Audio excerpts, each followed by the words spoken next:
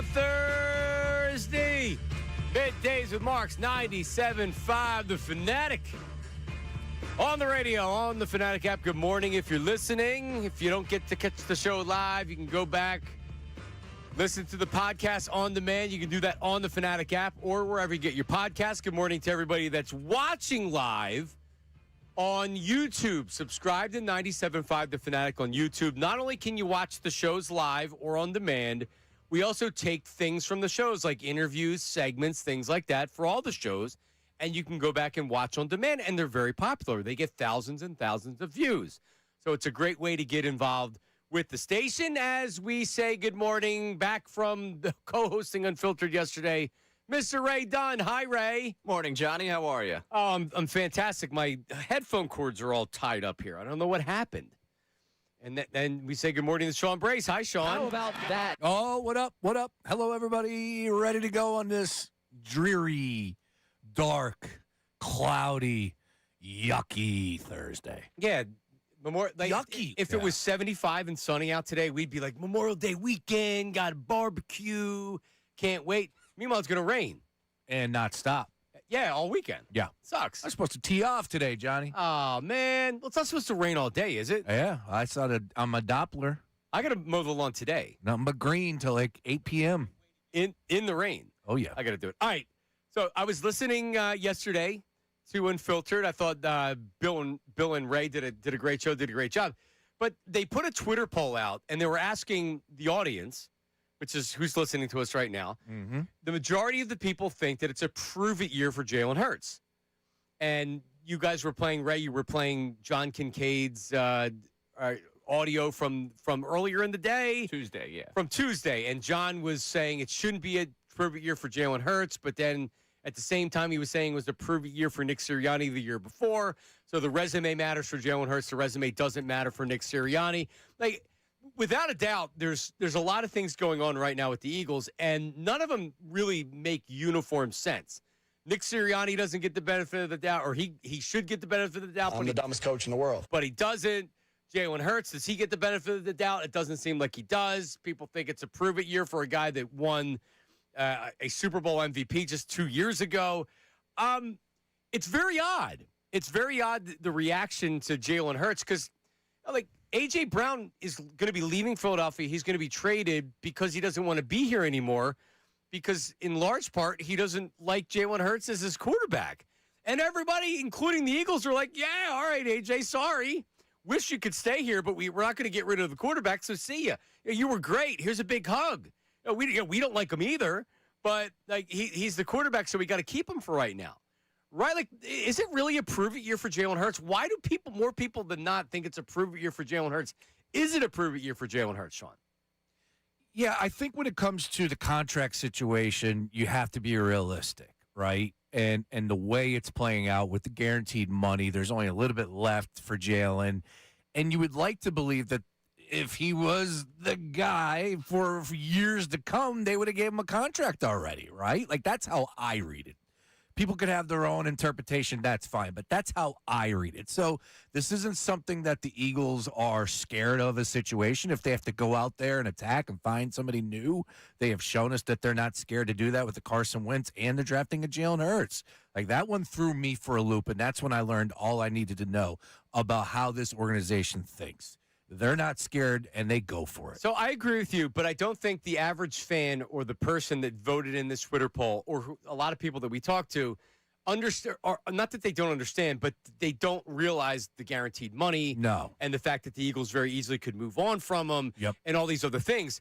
They're saying, no, Jalen Hurts needs to play well this year, or I don't know if I want him anymore. His play has not been good enough in their eyes. Whether that's fair or unfair. Well, is it? For me, I think it's somewhat fair. Yeah, I think I'm more so inclined to include everybody, but I understand how it comes on the quarterback's shoulders, right? Like, when this team struggles, I don't just think it's Jalen Hurts. I don't think Jalen Hurts was the end-all, be-all. We can go down the list of reasons why this team did not live up to the expectations, and I would start with the offensive line. Like, the offensive line as a whole last year just was not good enough. And this team was put together with the idea of Saquon Barkley being one of the main contributors having the success with the run game, and it wasn't there last year. Oh, by the way, what else does the offensive line do, boys? Now you're going to get me fired up here. Protect Jalen Hurts. How about that? Can we get a little bit more protection from my guy? Right. So you're saying, Jalen didn't have a great running game last year, so the offense wasn't good enough. Yes, but that's how they built the team, though, right. too. No, I know, but is that really who you want as your quarterback? See, here's the thing with Jalen, and everything you said's right. But the thing with Jalen is that the intangibles and the winning intangible, I don't know as fans, if we appreciate that as much as we should. But the other stuff of saying this is a prove it year with Jalen Hurts is absolutely fair. And honestly, I think that's where I am too. I respect Jalen for the winning maybe more than the average person that would say, this is a prove it year for Jalen Hurts. This is a prove it year for Jalen Hurts. I'm going to take the cue of the team. A.J. Brown's being traded. There hasn't been one negative story on A.J. Brown. The only negative stories that are out there are about Jalen Hurts. Where's that coming from? Is it just the fake news media or the Eagles messaging, and the Eagles are telling us as fans, what are they saying? Well, Jalen, we're trying to tell Jalen what to do with this offense. He's not the one that's doing it. He does it in practice. He's not doing it in the game. Oh, here's the star wide receiver that's complaining in social media. But here, I'm going to give you a hug, AJ. You don't have to say you're sorry. Everything they're telling us is, yeah, we agree with what AJ's saying. We don't think he's wrong, but we also we're not getting rid of Jalen Hurts. We're going to trade AJ Brown. He's not necessarily wrong. But yes, this is a prove-it year for Jalen Hurts. Absolutely, it's a prove-it year for him. I think, look, when we get into the NFL, right, not for long, right? It's what have you done for me lately? And that's the reality of the situation. I'm pretty sure even with the success that Jalen has had, bringing a Super Bowl championship to this city, of course, getting to another one, just playing at an MVP level for a number of seasons, he would even say, you know what? Yeah. That's how it works in this business. If you don't perform, you're going to be having to look for a job elsewhere, and especially at the quarterback position. Look, the only thing that really, I don't know, rubs me the wrong way a little bit is just again, I go back to these dudes just aren't easy to find. And you have yourself a great leader. You have yourself a damn good quarterback who's had unbelievable success. Yeah, it's a prove it year. Okay, so what if he doesn't prove it? What if this team doesn't live up to the expectations that we have set and Jeffrey Lurie has set this year? Is he gone? It depends. I bet no. See, but to your point, all likelihood, depending on his play, obviously depends. But even if he doesn't have a great year, it's more likely he's back than he's not back because you would have to have another quarterback to move on from. But here's where I am with it. I absolutely think it's a prove it year for Jalen Hurts, but I also think he can do it. Yes. When has he failed before as a football player? When has he failed? Preach. When he's failed, he's responded. And this is one of these response years to where Jalen Hurts has said, here's the challenge. Now you have to meet the challenge. And it may not be like everybody wants. I know a lot of people nationally, locally, Eagles fans, not Eagles fans, they want to see Jalen Hurts be more of a quarterback, as in throw the ball better. Look like that you can run a modern NFL offense, that you're not running a college offense, that you're not running a Jalen Hurts offense. I want to see that too. I don't need him to throw the ball 45 times a game. No. If it's working like this, then I don't need to change that. He needs to evolve. I wonder how many of the people, and Ray, I want your answer on this, how many of the people that say it's a prove-it year for Jalen say that almost like his code, I don't think he can do it. And a prove-it year means if you fail this year, you're gone. Not that they're rooting for it, but I'm not expecting Jalen to struggle this year. I'm not. I think Jalen's going to have a good year, and he's going to evolve, and he's going to look a lot better this year under this modern offense. But I don't know if other people think that. I fully expect we're talking about a contract extension next year. But because we haven't got that contract extension yet, that's why I'm at the prove-it stage. I'm taking my cue from the team. The team has told me, hey, he's got $51 million on the books this year. After that, it's 23, and then it's nothing the next year. If they have shown me anything in this organization, they believe they can build a winner regardless, coach, quarterback, anyone on the roster. That's why I'm taking it as a prove-it year. I'm not with the camp where it's, I don't believe this guy could do it, so it's a prove-it year because secretly I don't think he can prove it. I think he can prove it, but the teams tell me right now that they're hedging their bet a little bit as well. But let's also be honest. For every Super Bowl, and by the way, it's the Super Bowl. I get it, and I'm not trying to downplay that. For the Super Bowl, then there's a lot of games where he doesn't look good, where they're winning with Jalen Hurts not throwing the ball well and not looking good, and this offense not looking great. There's a lot of those games, too. Let's be honest. Oh, yeah. Week 2, when they go to Nashville, you could be on Broadway livid at the fact they threw for 105 yards, just totally confused. Yeah. So, like, there's something to this. There's something to him the Eagles not already extending him. Oh, well, yeah, and if you get that type of performance this year, then we really will have some serious issues on our hands. Like last year, I'm fine with the Patullo. I trust my own eyes. Yeah, that offense was not good. The was routes, terrible. Yeah, everything just all together. This year, I'm willing to give him some at least leeway to start. But if you're telling me week 8, 9, 10, he's throwing 105 up, we got issues. Week 8, 9, 10. Ray said week 2, and he's right. He did say week 2. He's right. If he has a bad first week, people are going to be talking about benching him. I know that's how this town works. 610-632-0975. 610-632-0975. A bad start to the season for Jalen Hurts would be a bad start to the season for Jalen Hurts, if that makes sense. 610-632-0975. Is it a prove-it year, and why? Is it because it's like, I don't think he's got to be able to throw it? Or is it like, is it really a prove-it year? This is a prove-it year. The Eagles have shown that this is a prove-it year. What does that mean? Doesn't necessarily mean he's gone. It means that they're going to, believe me, they're already thinking and looking around being like, all right, let's see what happens this season. But, all right, coming up next also, Ian Rapoport talked about the future of Jalen Hurts. We'll play that for you. 610-632-0975 on the phone, on the Davis Honda text line. Middays with Marks, 97.5.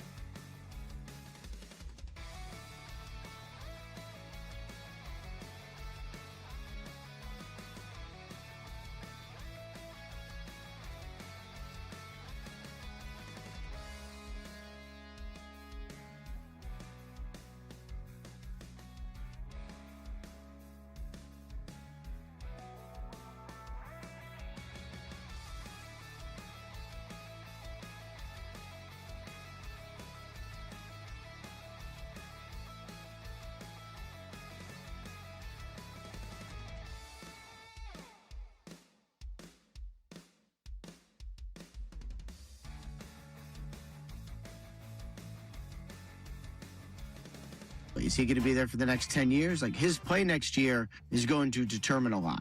If it's a bad year, I would say everything is up in the air. Having an extra first-round pick in the 2027 draft is something that, I think value-wise would be amazing. That's what you'd want. That would help you kind of restart however you use it.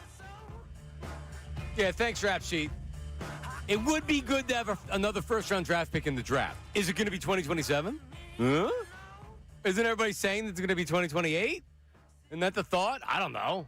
I can only go with what these guys are saying. Well, if they need a quarterback, I think 2027 a little bit better. Although I find it very hard to believe that they're making the A.J. Brown trade because they're looking at quarterback in case Jalen Hurts doesn't have a good year this year. no, at the end of the day, you know how it works with these general managers. They get the numbers, they get the these picks, and it's like, okay, now we have this many picks. Yeah, it could help. Yeah, exactly. Well, I'm not even If talking. you need 'em. No, I'm not even talking about a quarterback position. I'm just saying, like, They like picks. correct. Yeah, they always need players. Stockpiling. Yeah, they need. Look at the Eagles. They need offensive line depth. They need defensive line depth. No, I don't They think need it's a like safety. Sam Hinkie where he was like, there was just stuff everywhere. He was so excited about how many Right, draft and picks he was didn't even know getting. who his players were. He had these G League players playing. Well, that's Rap Sheet. I want to get to the phones right away. 610-632-0975. John is calling from Yardley. John, good morning. How are you, buddy? Hey guys, good morning. I believe that Jalen and Nick Sirianni are on the hot seat this year. I think that as far as Jalen goes, I think that this is a prove-it year for him, and I also think that Howie Roseman, we're trading A.J. Brown for whatever pick, but I also think Howie is simultaneously considering, how quarterback-heavy next year's draft is. I think he's also kind of thinking, hey, if Jalen doesn't throw for more than 8 yards in a quarter next year, we're moving on. I mean, I don't believe that that's where they are. It's happened. It happens too many times where you think, like Carson Wentz, at the beginning of that season. Did anybody think that was going to be Carson Wentz's last season? And there were reasons to believe, if you were looking closely enough, his play had regressed. He wasn't the same. Like, he couldn't stay healthy. He was banged up. Didn't they make the playoffs the year before? Right? There was very little reason to believe that Carson Wentz's Eagles career was going to blow up after that season. Yeah, they went 9-9 and 19. Or 9-7, excuse me, 9-7, And they lost to the Seahawks when he got concussed. There you go. And then he followed up that next season with 15 interceptions, and they were 3-8 in that season with him as a starter. He played 12 games. Right. Carson Wentz only 30. That makes sense. 33 years old. Did he get picked up? Is he still in the league? He did, right? He should be still in the league, right? Did no one sign him yet? Was that the CFL that signed him? I don't know. See, there it is. I mean, at the end of the day, this is what we're talking about when we get into the quarterback. And I'm not saying you, but for the people that are like, well, I'm going to vote Vikings. no. He got back with the Vikings? All right. Yeah, the quarterback factory out there. Good luck. He might get PT this year with Kyler Murray, and, of course, JJ's still in there. I would just say, like, okay, Carson Wentz getting some snaps. I just gave you two other quarterbacks with the Vikings. Aaron Rodgers, 49 years old. He's one more. Got to give it a go. We're gonna do this. This is it. No, and he actually said this is my last year. I kind of dig it. We got the Steelers on the schedule, right? Oh, we can I'm definitely going to that say game. goodbye to Rodgers. I'd wait to buy that ticket. That old man might not make it to that game. Well, that can be a fun game anyway. Yes. Right? But anyway, who knows? I mean, to say that there's no way that Jalen Hurts, that he couldn't be gone after this year. No. I just gave you the last starting quarterback of the Eagles about how no one expected that. So, there were also, when you looked at Carson, there were reasons to believe that maybe there was a little bit of trouble. They did draft Jalen Hurts after all in the second round. They were also just in the playoffs the year before. So it's not like that they were 5-11 the year before, and it's like, this could be trouble. But the Eagles were smart enough to realize, and then they drafted Jalen Hurts. They didn't draft a quarterback this year until later on, and no one expects him to be a guy that's even really a quarterback in the NFL or a starting quarterback. Yeah. But at the same time, he has to play the position better. You have to evolve as its offense. So we can sit here and say, but he just wins games. Okay, now they're going to be asking him to do a lot of different things on offense than just do RPOs and we're going to run with Saquon Barkley. No, they're bringing in personnel and wide receivers and tight ends and et cetera. They're going to be running a different style of offense. They're going to be running a modern offense, and Jalen's got to be able to do it. Yes, and I'll tell you what, there were moments last year, specifically in that Chargers game, that you saw, okay, here's some new wrinkles coming your way. Now, he didn't. That was the game, I think he had a couple interceptions, but he did make a few good throws there where he was layering in, feathering in the ball. But I'm with you, John. It's like, okay. Did he have 4 or 5 interceptions that game? Yeah, he did. Yeah, it wasn't the best example to use, but still. When he wasn't throwing interceptions, he did a good job layering. When he wasn't throwing the ball to the other team, he did look like he could play the part under center and play action. That's all. I'm with you, though, John. You can't go back on your words. This is a new challenge, and you think Jalen will succeed. That's what I'm talking about. Lay it out in front of this man, and he is going to deliver yet again. Let's challenge him. I'm with it. Let's go. Pressure. I agree with you. You know, and like that seems to be the type of thing that would motivate Jalen. Doubters. Dude, you just motivates him. You just lost A.J. Brown. Everybody, these articles are being written about you. Like, you got to check yourself is what people are saying from the outside, right? Jalen's probably not going to pay attention to any of it, and he's going to rise. Hopefully. That's the way I would like to believe it plays out. But it's a new offense altogether, so I have to be fair about that. It's going to take a minute, right? I think. I don't know. But I would just say, like, the way that offenses take a little while to get going, no matter who is the offense coordinator. And I do know this. We'll be patient with Jalen and the offense. Right? How about that? Oh, yeah. That sounds like us. I don't know. We'll be very patient. I'm not worried about any of those things at all. John, you got to realize, in today's NFL, September is the new preseason. Yes. I'm aware. I've been told that. So wake me up in October before I actually am going to judge Jalen Hurts' quarterback play. You got pick a Halloween costume before you pick out whether or not you believe Correct. this is successful. You got Commanders week 1. You got Titans week 2. It's a soft start to the It's schedule. a really nice start to the schedule. The Eagles better be 2-0. They better be 2-0. Right, and then you have a primetime game in That's Chicago, tough. and but it's also like if you're feeling good and the offense looks good, that's a chance for Jalen to go out and shine. It is. See, here's the interesting thing, Ray, and I know you have some good text messages, all right? The interesting thing is that, like, really what we're asking is it a prove it year for Jalen Hurts? People aren't giving him the benefit of the doubt. Our first caller just said, well, like, Sirianni and Jalen Hurts, I think they're both on the hot seat. Well, like, don't both of them deserve the benefit of the doubt? I'm not even telling you I'm giving them the benefit of the doubt. I'm just saying it seems like a lot of people aren't. 2 Super Bowls in 4 years, 1 Super Bowl win. Nick Sirianni's been 5 for 5 as far as playoff appearances. Jalen Hurts, you can make the argument, is the best quarterback in franchise history. Super Bowl MVP. There's no benefit of the doubt. This isn't Mike Tomlin where they did this 10 years ago and you're still living off of what you did 5 years ago, 10 years ago, 3 years ago. No. But no one's giving him the benefit of the doubt. Why? Ray? Because they believe that this organization can do it without both the guys. I agree. I think that's it. I think there's something else, too. Okay. It's just off of last year. Again, what have you done for me lately? They got smoked in the playoff game against the 49ers. Jalen played, and did he miss any games as far as starts last year in the regular season? Not because of injury. Okay. They sat they sat Okay, him. so the final game. So 16, that's even worse. 16 games he played in last year, including the 49ers. He threw for under 200 yards in 10 of them. Yeah. Like, the Eagles fans, we know, like, what good football looks like. Yeah, we understand winning football, but if you're telling me your quarterback can't throw for over 200 yards in this day and age, that's a problem for a lot of people. Now, I could put that to the side because all I care about is winning. That's it. I just want to win. Thank you. And that's what he does. So when you go to Kansas City and you beat the Chiefs, who are on their way to a dynasty, in Arrowhead, and when you go to Buffalo and beat the Buffalo Bills for the first time in December in 4 bleeping seasons, it's good enough for a guy like me. But not for people out there that want to be blown away by 400 yards in the air. What are we trying to do, people? Are we trying to win a Super Bowl, or does he want to look pretty? That's what you got to ask yourself. I mean, I gotta stand up for that one. I'm starting to get going now. You want to doubt my man? Then you better bring it.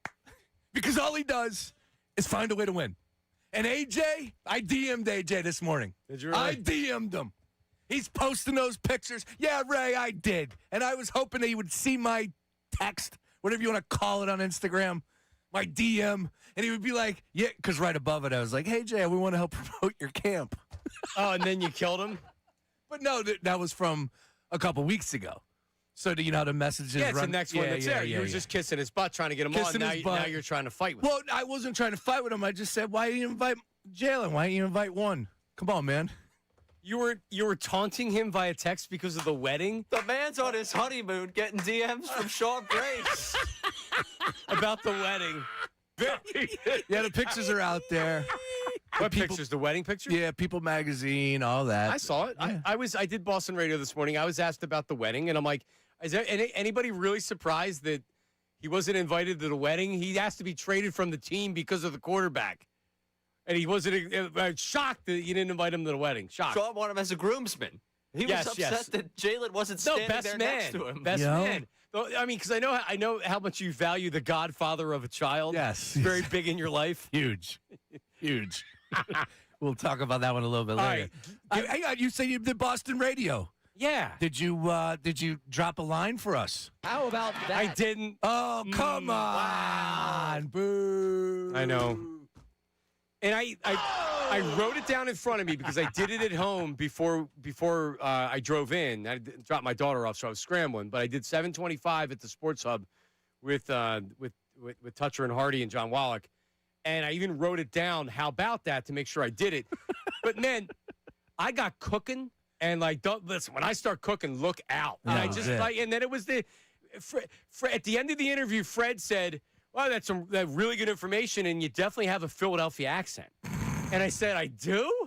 And he said, "You do." Well, to them, sure. Well, his ex-wife's from Cherry Hill, so I'm sure I'm talking, and he's being like, "Oh my God, it sounds like my ex-wife." The ex-wife, yeah, that's probably going to hit home for him.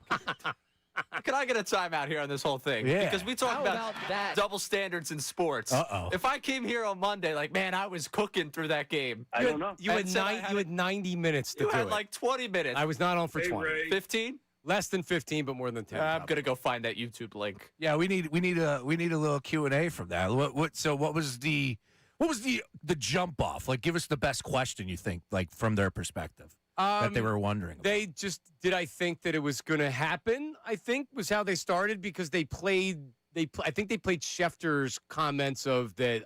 I still believe he's going to the Patriots and everything else. And then because I'd started off saying every team in the NFL had the opportunity to trade for A.J. Brown, and the one team that had legitimate interest was the Patriots. So why would I believe that there's going to be another team that now is jumping to the front of the line to make the trade? With that being said, the deal's not done yet, and I think that's what I've learned more than anything over the last 48 hours, because now Rapoport's saying the same thing, which is, hey, they haven't talked in a while. They still need to, finalize this deal. It isn't done yet. So before, a lot of people thought that it was a wink, wink, handshake. June 1. And it's not that. No. According to the insiders. Schefter is apparently golfing that day. Everybody's just relaxing. I hope everybody's prepared. We're going to have a fun summer of A.J. Brown discussion coming our way. All right, so Ray, and by the way, the Davis on the text line, you can do the text messages, name, location, occupation, but also you can do the voice memos, which we like. 610-632-0975, and also that's the phone line, 610-632-0975. 0975. But you said there were two texts in particular that were good. Yeah, we got Pete from Drexel Hill. Outside of Hurts' first full year as a starter, 2025 was his first bad year, and we all of a sudden doubt he could be the guy after his success. Call it a prove-it year, that's fine. But how has this guy not earned the benefit of the doubt from this fan base? Let's not act like that he's been a great throwing quarterback. He hasn't. It's you know why it's hard for a lot of people. And Josh Allen's 30 years old today, and it hit me because I'm like, wow, he's 30 years old already. He hasn't been to a Super Bowl. He's so talented. How has he not been to a Super Bowl? Well, in part, he hasn't been to the Super Bowl because he doesn't play well enough in a lot of those games. Now, he had the game against Kansas City where they left 20 seconds on the clock for Mahomes, and they end up losing. But it's less about Josh Allen and more about Jalen Hurts. Let's pay attention to what this dude does in big games. Right? Isn't that enough of the benefit of the doubt? I know he goes out there. He doesn't operate like your typical quarterback in the NFL, like people want him not operate. I wish he was better at throwing the ball in a lot of these situations. It works for this team until it doesn't work for this team anymore. Yeah, it's I get it. I totally understand if an Eagles fan was saying, look, I'm so appreciative of what Jalen did with this organization, took us to this promised land, had a great run, but a lot like the thought process behind A.J. Brown, which John points out. It's hey, man, we had him for four seasons. It was a great run. Why not? It's okay to move off. There'll be life after A.J. Brown. I think Eagles fans would be in the same frame of mind when it comes to the quarterback play with Jalen Hurts. There will be life for a new quarterback with the Philadelphia Eagles after Jalen Hurts. And I get it because, like I said, it's not exactly the prettiest way of playing the quarterback position. It isn't. Under 200 yards is ugly, especially this day and age, right? Like, we just got to call it like we see it. It is. I mean, Jared Goff goes out there and has games where he slings it for 400 yards and looks like Drew Brees. I wish he was a better passer. Right. That's it. I do. I wish he was a better passer. And I think it's pretty important in the grand scheme of things that a quarterback is a good thrower of the football. Just one man's take here. I know I'm outside the box on that one. But, yeah, if you play the quarterback position, you should be able to throw the ball a little bit prettier. But, again, like, I don't know what was being asked. Petula was a disaster. And that's an important point. It was bad. It was bad. It really was. And the last This time, is bad. This is very, very the bad. last time people had questions about him as a quarterback, what happened? The year he came out after, and he was excellent. He has made strides. It kind of went backwards last year, right? Yeah. So defenses defend him differently, and they're playing a lot of zone these days with him. And he doesn't want to throw the ball over the middle of the field. He doesn't want to try to drop it in between the secondary and the linebackers. That's not what he's uncomfortable doing that. So what does he do? He doesn't make that throw, and he would rather have the check down or an incompletion, or he kind of maneuvers out of the pocket. That's what drives me crazy. Is he gets happy feet when he's not comfortable with what he sees on the first read. Yep. So then immediately it's I'm going to bail and start rolling, and then you're throwing the ball out of bounds. I hate that, because then it's like, no, go to the next receiver, like operate as a quarterback. They're not going to allow him to get away with not adjusting to that. It's up to Shawn Manion now to have the offense to where, oh, wow, we can't play them like this anymore because this is what they're doing. Yep. He needs to be a better passer. No doubt. And you can bring it back to the 49ers game. Remember, I got absolutely destroyed because I had the take of, like, Jalen Hurts played a bad game. Like, there were plenty of times. People were mad. Yeah, they were really mad at me about that. But there were plenty of times, exactly what you just said, where he would drop back, nothing there, boom, try escape, try to make something happen, and next thing you know, throw it up the road 9. But in years past, when he was able to do that, he would escape out the pocket and pick up that first down. He was awesome at judging, okay, I got this many yards, I got this defender here, just to be able to scan the field and pick up that tough first down, just sneaking in front of the chains. He's a half a step slower, and that is a huge difference when you're talking about this style of quarterback. It's just a fair way of looking at Jalen Hurts. I still believe in the guy. I'm excited to see what Manion's going to bring to the table. I'm a little worried about the loss of A.J. Brown, if you're going to be on. Like, come on, man, that's a lot of targets. Yeah, I think it takes care of some of the chemistry that maybe was a problem on the team. 6'7" could go both ways, you're right. To your point, A.J. Brown's a great player. Yes. And as Howie says, you know, get rid of great players. A.J. Brown's an Eagle. Unless he doesn't want to be here anymore. A.J. Brown's an Eagle. All right, Can we throw a going away party for him? Ooh. It's a great idea.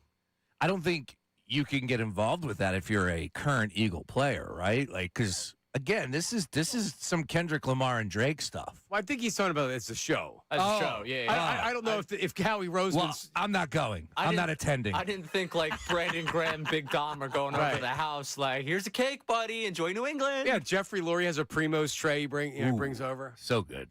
Chicken cutlets, a little Italian. You get roast. We had 4 different choices in that Primo ring. Really? Yeah. What's your go-to? I'm an Italian guy. Easy, right? I like the banana peppers with some oil, right? But, man, I'll tell you what. I was crushing those cutlets in the midnight hour. Yeah? Oh, yeah. Issue is, like, I don't know how you warm them up, though. You got to take microwaving them doesn't do them justice. They need to be eaten fresh. Yeah, you got to take the cutlet off the bread because you can't warm the bread up with the cutlet. No, yeah. You got to pretty much eat them right away. Correct. All right. Right, what was the other text that you had on Jalen Hurts? So exactly what is the bar for a prove-it year? Play good and not win the Super Bowl? Or win the Super Bowl or bust? Because how is it not a prove-it year for the Lamar Jackson, Josh Allen, Burrow, or Herbert? Like, what is the bar? Because they all play good but never win. Prove-it year for a Super Bowl MVP is ridiculous. And if he doesn't prove it this year, who the hell are we going to get at quarterback? When you got the Steelers bringing back Aaron Rodgers, it's not many better out there than Jalen Hurts right now. This topic is insane. And if he proves it, by the way, the price tag's going to go up. No, but like I agree with him. Like most of what he's saying, I agree with him. When you compare him to other quarterbacks, how many games does Lamar Jackson have to play poorly in the playoffs? And he should be criticized for it. Justin Herbert, the darling. People love Justin Herbert. Oh, poor Justin Herbert. What big game has Justin Herbert won? But when you watch him play and the throws that he makes, it's like, wow, man, I want Jalen to make those throws. I think I'm almost like I'm self-reporting that me thinking this is a prove-it year for Jalen Hurts. It's self-reporting, right? It's me acknowledging it doesn't make a lot of sense, but it's where we are right now. And by the way, the Eagles should self-report themselves too. Mm-hmm. Because they're the one that's really starting this. They've made this. No, we would have made it anyway because our eyes also don't lie. Correct. We know what we're watching isn't great quarterback play from a throwing aspect. I'm not advising that they give the contract extension at this moment. I'm just saying, had he gotten a contract extension, this would not be the topic that it is. We would not all be sitting on the same side of the fence of the prove-it-year conversation. And you bet your bottom dollar that his agent, the woman, isn't it? Nicole Lynn. Yeah, there you go. She's really good at her job. Guaranteed those conversations have been taking place, and it hasn't happened. And it's not going to happen. So you tell me what's really happening there. To that texter or whatever Ray just read there, the tweet, whatever it was, it's not insane. Like, he was right with everything he said. I don't think this conversation's insane. Hell no. This is the NFL. This is the NFL. Well, it's not insane to us. But you know what? Also, I mean, look at nationally. It's not like nationally saying, oh, those people in Philadelphia are crazy for having questions about Jalen Hurts. I mean, you have people that are Jalen Hurts guys like you that are defending him, but there's a ton of people that, including former players, that legitimately wonder about Jalen Hurts. Do they have this conversation in Green Bay with Jordan Love? No. I don't think they have any conversation. Are they having any conversation about Bo Nix in Denver? Did Drake May catch any slack? Because he started playing a little bit poorly down the stretch last year. He's the young stud that they just went to the – I mean, I'm trying to think of Lamar Jackson. They're having this conversation with Lamar Jackson. He in one squad. He wins MVPs. Baltimore Ravens fans, you think they're all happy with Lamar Jackson? Nope. That's a great comp. All right, coming up, Todd Zeleki is going to join us at 11 o'clock. We have some Phillies conversation to talk about, including Aaron Nola. Right? We need to have the Aaron Nola conversation. What are we going to do? I'm going back to afternoons for the day. No, we have to have the Aaron Nola conversation. Another poor outing for Nola. What's the plan with him? Text line, phone line, 610-632-0975. Middays with Marks.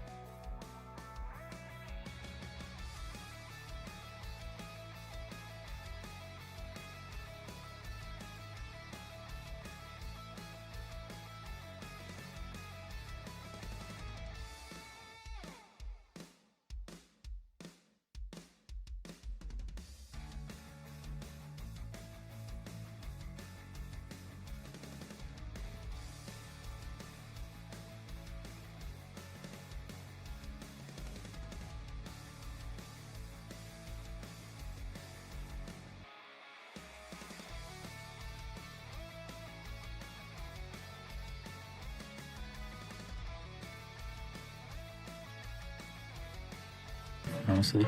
I felt better today. I missed some balls over the plate, and they capitalized on them. Tough one again. It's Aaron Nola after yesterday's loss. Phils lose their first series under Don Mattingly. Oh, no. Might be time for a change, Ray. Bring in Larry Bauer. I got a list of candidates. They're too comfortable. Look at Kyle Schwarber. Doesn't play the whole series. He's out partying that night. Nice one on that one. Alex Cora around. Anybody reach out to him yet? Jim Leyland. Heaters in the dugout. Heaters on the field. All right. Do it. Well, Phils lose. It was a day game yesterday, so less urgency this morning because the game was over. By dinner time. Well, the game was over pretty early. Cincinnati scores. Philly scored 1 in the first, but then Nola comes out 3 in the second, 1 in the fourth, 1 in the sixth. He ends up finishing. I would say his pitching line looks better than how he actually pitched. I know you were on the air, Ray. I went back and I was watching. I DVR all the games, so I went back and I was watching. Guys are just squaring up against him. He doesn't have a lot of life on his pitches. The velocity's not there, and I'm less worried about that. But, I mean, I almost feel bad for him. Watching his interviews after the game, because he went 5 innings and he gave up 8 hits, 4 runs, didn't walk anybody, which helps. 5 strikeouts, so he's still getting some swings and misses on the curveball. But, I mean, 5 innings, 4 runs. I mean, isn't that kind of like a win at this point if you're a Philly fan with Aaron Nola? I don't know. I mean, I had said like Andrew Salciunas had put out a tweet saying that like it's time for the front office to have a conversation about Aaron Nola. I just don't know what conversations you're having about Aaron Nola. You're not demoting him. Is he? What are we talking about? A Phantom IL stand? I mean, like, what conversation are we having about Aaron Nola with the front office? You're releasing him?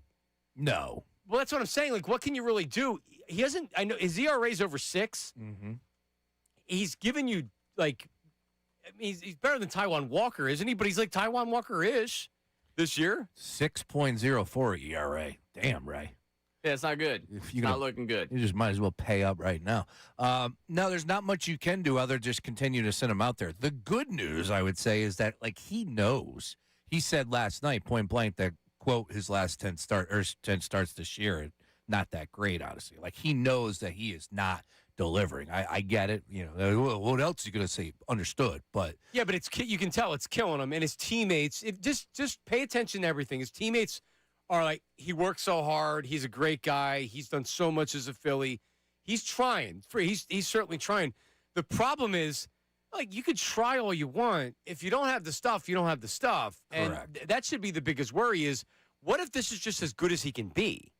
Which is a real concern. And it's a real possibility, too. Like, he's getting barreled up pretty well here. Fastball isn't fooling anybody. It's, not capable of it 90 miles per hour. I know that we had somebody throw in the idea of the ABS is kind of like the era now is pushing him out because that's how he lived on the outside. I could see that. But all in all, I just don't think his stuff is dynamic. I think and the numbers are telling you, like I said, with the average, with the barreling percentage, it's real easy to see that. And that's one of the numbers that I would look at as far as the hitter's perspective. So I think this is what we're seeing with Nola. And to your point, John, I think I want to come back to it because, the numbers yesterday, are not ideal. You'd like to see him get another inning, but 4 earned runs.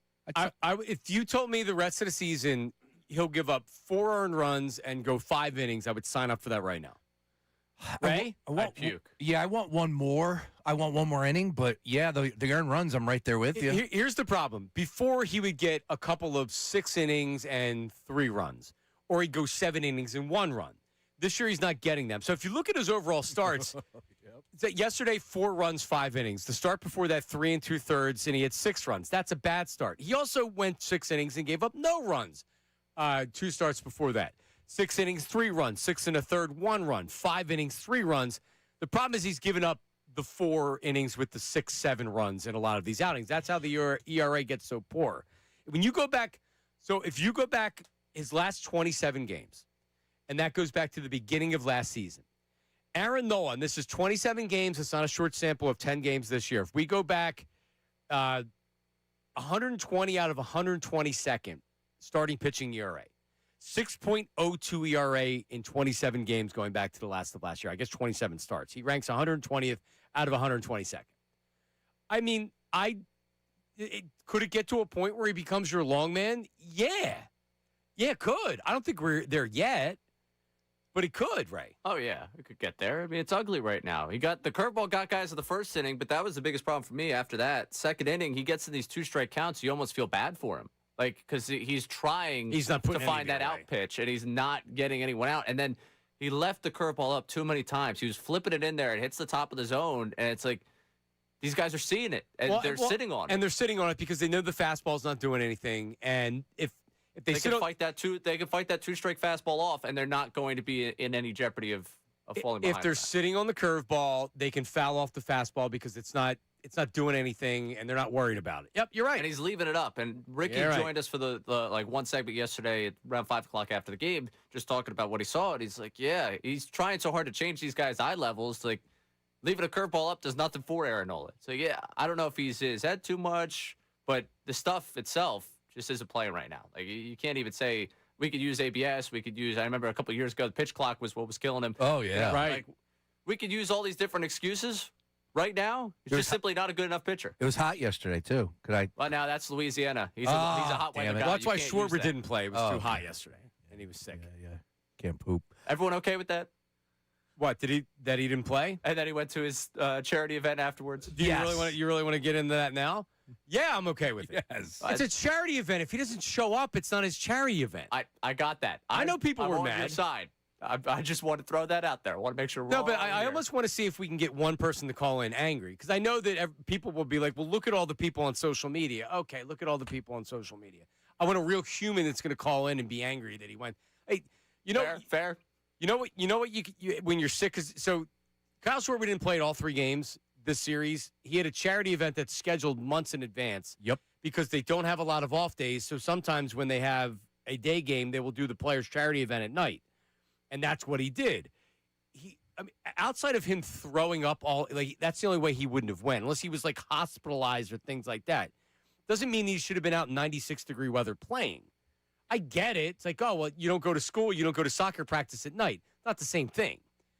He's probably getting in 6 figures in donations or whatever for his charity event. Yes. And you have an off day today. Yeah, he had to go for a couple hours. Like if he was eating hot wings and drinking beer at the charity event, I'd have a problem with it. I mean, you know what I mean? All right, if he had a stomach virus and it's like, hang on, why is he eating a cheesesteak with ketchup and drinking a beer? Okay, that's probably that's BS. All right, coming up, Zeleki. Wonder if Todd Zeleki has a major problem with Kyle Schwarber doing that last night. And also, legitimate question, what do the Phillies do with Aaron Nola, and how long can they allow this to go on for? Middays with Marks, 97.5, The Fanatic. Todd Zeleki, and we have some Eagles off-the-field issues to talk about in the 11 o'clock hour. Don't go anywhere. Now on 97.5 The Fanatic Sports Update. Phillies dropped a series. I'm Ray Dunn with this Fanatic Sports Update. The Phillies dropped a game yesterday to the Reds 9-4. Aaron Nola goes 5 innings, allows 4 earned runs. The bullpen in 4 innings allowed 5 earned runs. Nola, though, after the game, talking about his struggles. Not that great, honestly. I felt better today. I missed some balls over the plate, and they capitalized on them. Tough one again. Another tough one for Aaron Nola. What's been a tough season, ERA now over 6 for him. A day off for the Phils before the Guardians this weekend. Eagles OTAs begin on Tuesday. We continue the speculation on the future of A.J. Brown. When will the trade go down? June 1st coming up. We'll keep you updated anything there. And edge rusher Nolan Smith was arrested last week in Georgia for speeding and reckless driving. The 76ers have their president of basketball operations search continue. We'll keep you updated on all the names involved with that. Elsewhere in the NBA, the Thunder even up the series at 1 game apiece last night in the Western Conference Finals. Knicks Cavs tonight. You can listen live. Coverage beginning at 7:30 right here on 97.5 The Fanatic. This update's brought to you by thereamteam.com. Unbeatable savings are on now with 0% for 60 months with approved credit on select Ream air conditioners. Hurry to thereamteam.com and lock in your savings today. I'm Ray Dunn on your home for the Sixers, Flyers, and the Union. 97.5 The Fanatic and the Fanatic app.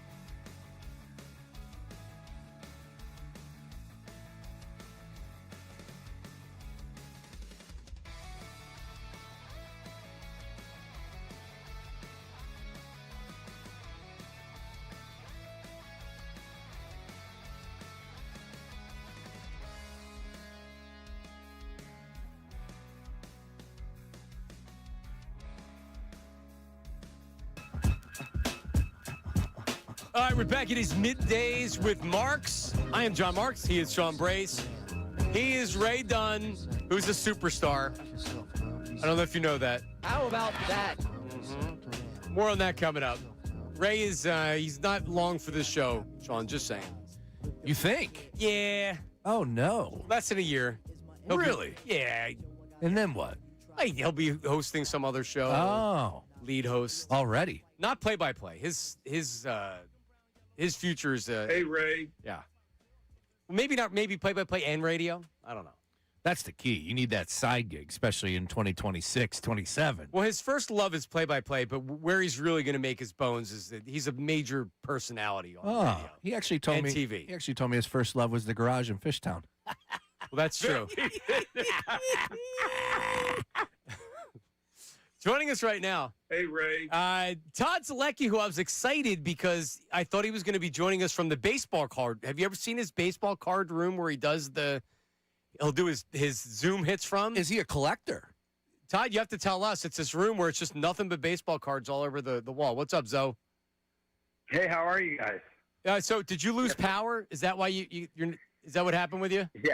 Well, I live out in media, and where we live, we lose power anytime there's a stiff breeze. So, of course, all of a sudden this morning, boom, lost internet. I shouldn't say this morning. Like within the past 30 minutes, I went downstairs to get set up.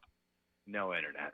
So I apologize. I actually have. So we have a friend who is at my house right now because they lost power in their house. So it's like, well, just come over. You can use because she needs internet because she works from home. But anyway, so tell us, what is your baseball card room? Tell us what Sean's never seen that. Tell us what that is. Yeah, so I mean, basically, our basement, mid-'80s basement, when we moved in, a lot of sweet wood paneling. I grew up in back in Wisconsin, and there was this little random office with wood paneling in there. And then when we had our third kid, my sweet office with natural light was kicked down into the basement. And I said, I can't live like this. I can't look at this paneling all day. So I have all my cards from the 80s that were going to make me a billionaire, over the years. And now they're not worth anything. So I spent a couple long weekends Putting them all up. basically just gluing them up and slabbing them on the wall. And, so now I at least have something fun to look at. So lots of Robin Younts and Raleigh Fingers and Paul Molitor's on the wall. Yeah, a lot of those guys. And now, obviously, since I've been in Philadelphia longer than I lived in Wisconsin, have a lot of Phillies players on there, people I've come across over the years, just random players that I like growing up, guys like Philadelphia's own Jeffrey Leonard. I have a bunch of his cards on the wall. Jeffrey Leonard? I don't even remember Jeffrey Leonard, Todd. Flap down. He'd hit that home run. He'd run with one arm down, flap down. I mean, come on, kind of badass back in the day. That is badass. And we'll wrap it up with this. I remember my friends growing up, they were retiring on Ken Griffey Jr. rookies. Oh, yeah. I have 10 Ken Griffey Jr. rookies. Mm-hmm. I won't have to work a day in my life. Yeah, they're not as worth as much as we the thought. problem is when you print out 1 billion of those cards, they're not worth that much. Nobody knew it at the time, though. We didn't know it at the time. All right, well, when the Phillies signed Aaron Nola to that contract extension or that contract, I don't think they knew this was coming. All right, so let me try to be level-headed about this because, honestly, 5 innings and 4 runs, Todd, it almost feels like a win. If Aaron Nola can give you 5 or 6 innings and give up 4 runs, I would almost take that right now going forward. Yeah, you're right. I mean, you hate to say that. I mean, it sounds crazy considering what had been going on the first decade of his career. But yeah, you're right. It's been a struggle, and coming into this season, the Phillies and Nola could kind of hang the hat on the fact that he had the rib issue last year, or back issue, the ankle issue. He was hurt some time. And so they could say, well, he was kind of banged up last year, didn't really get going like he had wanted to. Now he's healthy. He had worked on kind of adding a tick or two to his velo, but just the results haven't been there. He's a control command guy, and if he leaves a pitch over the plate at 91, 92 miles an hour, that's like a meaty looking pitch for hitters today. The average fastball's like in the mid 90s. So it's a concern. You know, he's got 4.5 years left on the contract. I think the Phillies obviously aren't saying it, but I think internally they're internalizing probably a lot of concern with this because they need him to be much better than he has been. Todd, so I mean, what will they do? What can they do? And I don't want to project negativity in saying he's going to be like this, but let's just say that you get more of this than you get really good Aaron Nola. And if he does keep pitching like this, you just have to put him out there every 5 days? Do they make him a long man? What can you really do with Aaron Nola if you're the Phillies? It's funny. I was just talking about this with somebody, and what could you do? Like, does this create a need at the trade deadline? Does it kind of change what you're looking at the trade deadline? I don't know because, with a guy like, think about Taijuan Walker. That was a 4-year deal, and they kept running him out there. Actually, last year he was fine. Yeah. But you got 4.5 years on the deal, so you can't just go, all right, we're going to move on and get rid of you. I mean, they have to make it work forward. You kind of seen this a little bit with Don Mattingly. If you can get 4 or 5 out of him, just get him out of there. And you mentioned the 4 runs, 5 innings. Yeah, that's kind of a win at this point. I think that's what they're going to have to do. Do you move him into the bullpen and make him a long man? Boy, oh boy. The problem there, guys, is that there's really nobody immediately ready to join this rotation unless Alan Ronhell to be the guy. And again, you've committed so much money to Aaron, you need to kind of see if you can get him figured out because you've got so much committed to him. You have Gage Wood, their top pitching prospect, but he just got promoted to Double-A. I think he only threw like 45 innings all of last year, so it's not like he has a good month. He's going to be pitching on the rotation the rest of the season. So they're in a real tough spot. They're in a real bind, in my opinion. Yeah, and that was going to be my next question. It was like, all right, worst case scenario, what can they do? Here's something for you, and I hate to be putting this out there into the world, but this is what the analytics are telling us right now. He is 613 out of his 613 available pitches from pitchers. Aaron Nola, statistically speaking, this year is throwing the worst pitch in baseball. 613, it's a 4-seam fastball. You know who number 1 is on that list? Christopher Sanchez with his changeup. So how about that little drastic difference there? I guess, Zoe, my question would be, since you brought up the Gage Wood, and I get it, you have to go with Nola. And the one thing to me, it's like he spoke about this yesterday, and you know this. He talked about, his first 10 starts, not good. So he knows that, like, he's disappointing across the board this season. So can he do something differently? Can he throw more junk pitches, more off-speed pitches, stay away from the fastball? And at the end of the day, like John pointed out, get 5 innings, get him out of there. Is that a possible scenario for the Phillies moving forward with Aaron Nola? I think they're looking at everything. Don Mattingly basically said it yesterday. They've talked about pitch usage. They've talked about pitch sequencing. They've talked about pitching backwards, throwing more off speed and leaning less on the fastball. They've kind of done that a little bit recently in Andrew Painter's last 2 starts. He's not throwing the fastball as much, and he's had a little bit more success.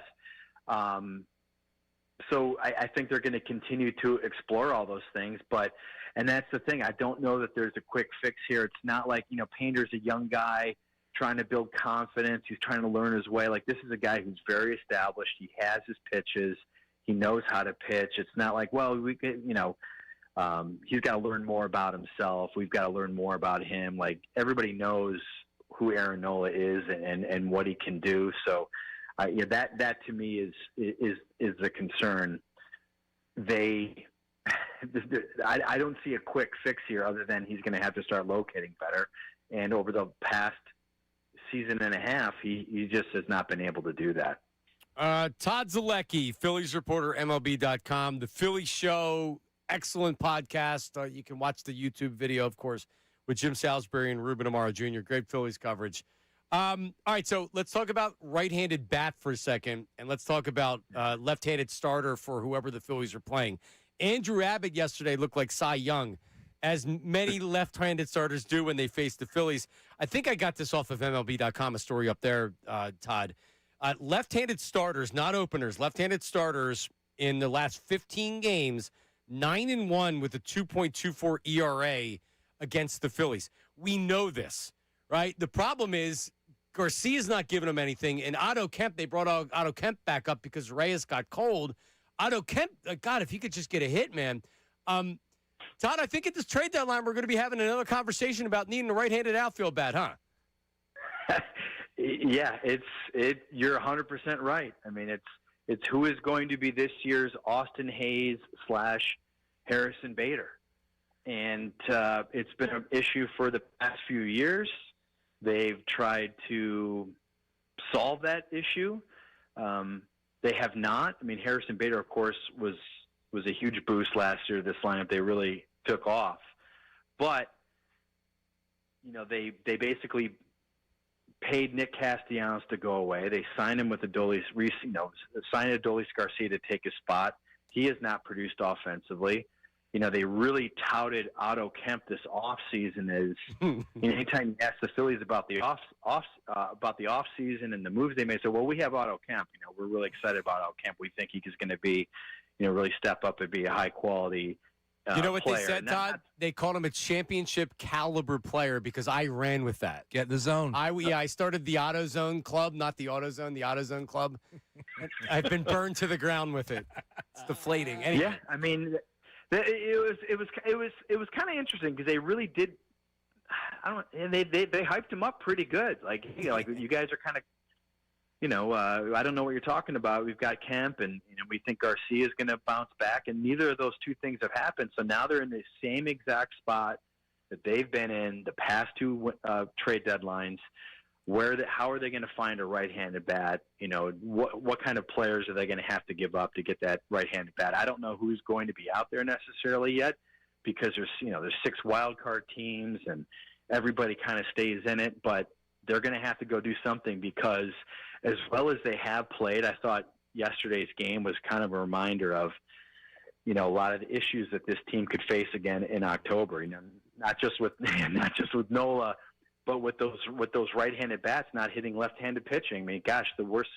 You don't want to be a Phillies. You don't want the Phillies to be in October, game 1 of a series, and have a couple lefties coming in the first few games of a postseason series. All right, so last thing, the Phillies are back, right? Now they're back at 500, but still, all the ground they lost with Rob Thompson, Manley's come in. They won 6 straight series before losing to the Reds, but now you're going to have stiffer competition, and you have a weekend series against Cleveland. They're in first place, and then you have 10 games against the Padres, Dodgers, and Padres. Looking into the crystal ball, how do the Phillies fare in this upcoming stretch? Boy, this is going to tell a lot, and I hate when people say, who have they played recently? You said well, you can only play. You can play. You beat the crappy teams, and you try to play a little bit better than 500 against the really good teams. This idea that the winning teams, they have an 800 winning percentage against other teams with winning records. It's just not true. But this will be a very good test for these guys. So what is that? 10, 13 games. 13, yeah. I think I think you hope that they can go 7-6, and honestly, that's going to be a tall task because 6 of those games are on the West Coast, and Dodger Stadium's a really tough place to play, and Petco Park is a really tough place to play.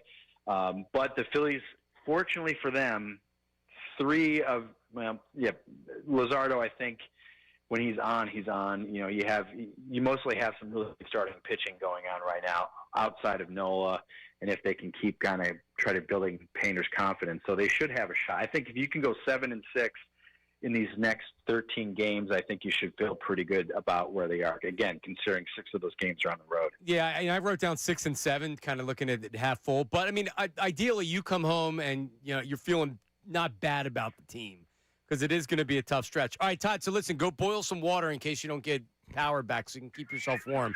I know you got 7 kids, so you have to make sure you feed them and everything, all right? Exactly right. I will do that right now. All right, Zozone. Thanks, buddy. Thanks, guys. All right, there he is, Todd Zeleki. Nice work. Go boil that water. Does he really have 7 kids? No, 3, I believe. Okay.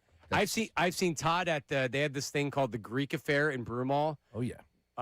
Where they have a bunch of vendors and they have a bunch of Greek food, and I've seen Todd and the family out there before. Nice. Like, hey, what are you doing? Nice. He's like, same thing as you. How about that nugget that I stumbled into? 613 out of 613. It is the worst pitch in baseball, according to this baseballsavant.mlb. It's a little StatCast, really done. I just tweeted it out at _Brace and tagged us too as well. I was going to say that's going to get some retweets. But it's crazy to think that like we have the best pitch in baseball with Sanchez and his changeup. They go off a run value and they breaking it down. Yeah. I'm not getting into minutia. Run value, Sanchez 1. You got some heavy hitters at the top. You realize it. I was wondering where Wheeler's fastball would be, right? Because you would think like that's got to be up there. That's his number 1 pitch. But I guess they're making the case that a fastball's it's easier to hit than a changeup. Right. Makes sense. But 613 out of 613, Nola's four-seam fastball, statistically the worst pitch in baseball. Yeah, after watching him pitch this year, I would agree. I didn't know it was actually the worst. Not leaving much for the imagination there. You're right about that. You know what I'm saying, Ray? And Sanchez, and also the changeup. You don't throw the changeup as much, so you're obviously having less. You get lots of swings and misses on that. But thank God they have Chris Sanchez, because you're paying Aaron Nola to be. I always thought it was funny when people were defending the contract, like, well, he's your number 3, and he takes the ball every 5 innings, and he gives you a quality start. Okay. Like, I don't think that's what you pay a guy $25 million a year for, but you can always say at least he's healthy and he gives you a quality start. Can't say that anymore. No, it's depressing. It really is sad. Like, I don't, outside of the people that like the things that people tweeted at me and DM'd me and Instagrammed at me because of my take on Aaron Nola, I wasn't trying to be mean about it. The reality is the dude's declined. His stuff has declined. And you heard Todd that entire, like when we talked about him, more or less being like, they're trying to figure out how to salvage him and save him. Ultimately, when Father Time comes, it comes. That's it. And you can pitch backwards. Outside of developing a knuckleball like Tim Wakefield, he needs another pitch. That's funny. Have we talked to him? That should have been my question to Todd. Have they talked to him about possibly becoming a knuckleball pitcher? So if you think about it, Greg Maddux at the end of his career, and he's a right-hander. If you're a left-handed starter, you can typically get away with throwing less velocity. Look at Jamie Moyer. He was the exception. But still, you can throw like 90 miles an hour as a left-handed starter. And if you have good secondary pitches, you can get away with it.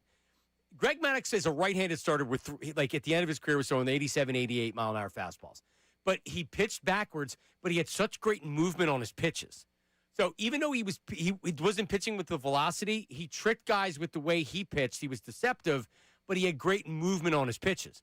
Aaron Nola doesn't have any movement on his pitches. Nope. And then when he can't command the fastball, you know what's coming.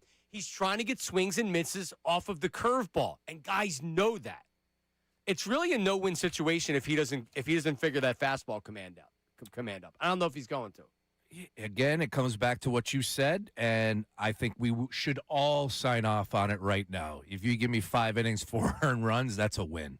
You take that all day, every day for Aaron Nola. Ray, signing up for it? Stinks. It's not getting your ERA back down. No, that's why I'm not signing up for it, man. What is selfish? Is he going to paint himself red for that losing wager? What happened? No, he has to get nude and walk through the office. Like a sandwich. That's, I think, where we landed on that. Well, because he wouldn't do anything else. That's boring. That's why we get a sandwich. Nude walking through the office would be great. Would you like? I'm not walking nude through the office. I'll start right there. I mean, come on, man. Just a real quick run around the circle. Harry did it. Harry did do it down at Tony Luke's, right? Down at Tony Luke's with he had a broomstick in front of his junk. Damn it! Yeah, he did. What is going on back there? That was a Mets sweep, right? It was the Phillies swept the Mets. The 2000s. Yeah, it was the 2007 Phillies because the Mets were hot, and then he was like, somebody said that the Phillies were going to sweep the Mets, and he's like, if they sweep the Mets, I'll run nude. I'll streak naked. I'll streak naked. And Tony he did. Luke's, and they did. And he did. Harry Mays, not a Welcher. Nope, not a Welcher. Tighten it up. I don't want a sandwich. Can we just? I'll even let you out of the bet right now for like you can. Well, I'll give you the pay. You know how they offer you the payoff? Like, all right, we'll give you the cash out. Yeah, the cash out. Instead of giving you 50, we'll give you 20. So, get me like a Snickers bar or something, and we'll call it even. All right. Nah. Get a sandwich. No, I'm not rooting for Aaron Nola to suck. No, it stinks. Well, I mean, you could root for him to be good the rest of the year. You're pretty safe with him at a 6 ERA and middle of May. Even when I had said 4.5, I didn't think it was going to be this bad this year. I wasn't expecting him to be this bad. He's got 4 more years left. He's worse. Dude, in the 10 starts this year and the games last year, he's a 6.02 ERA. 6.02 ERA. This isn't just this year or last year. This is what he is. That's a shame. You go to 4-man rotation?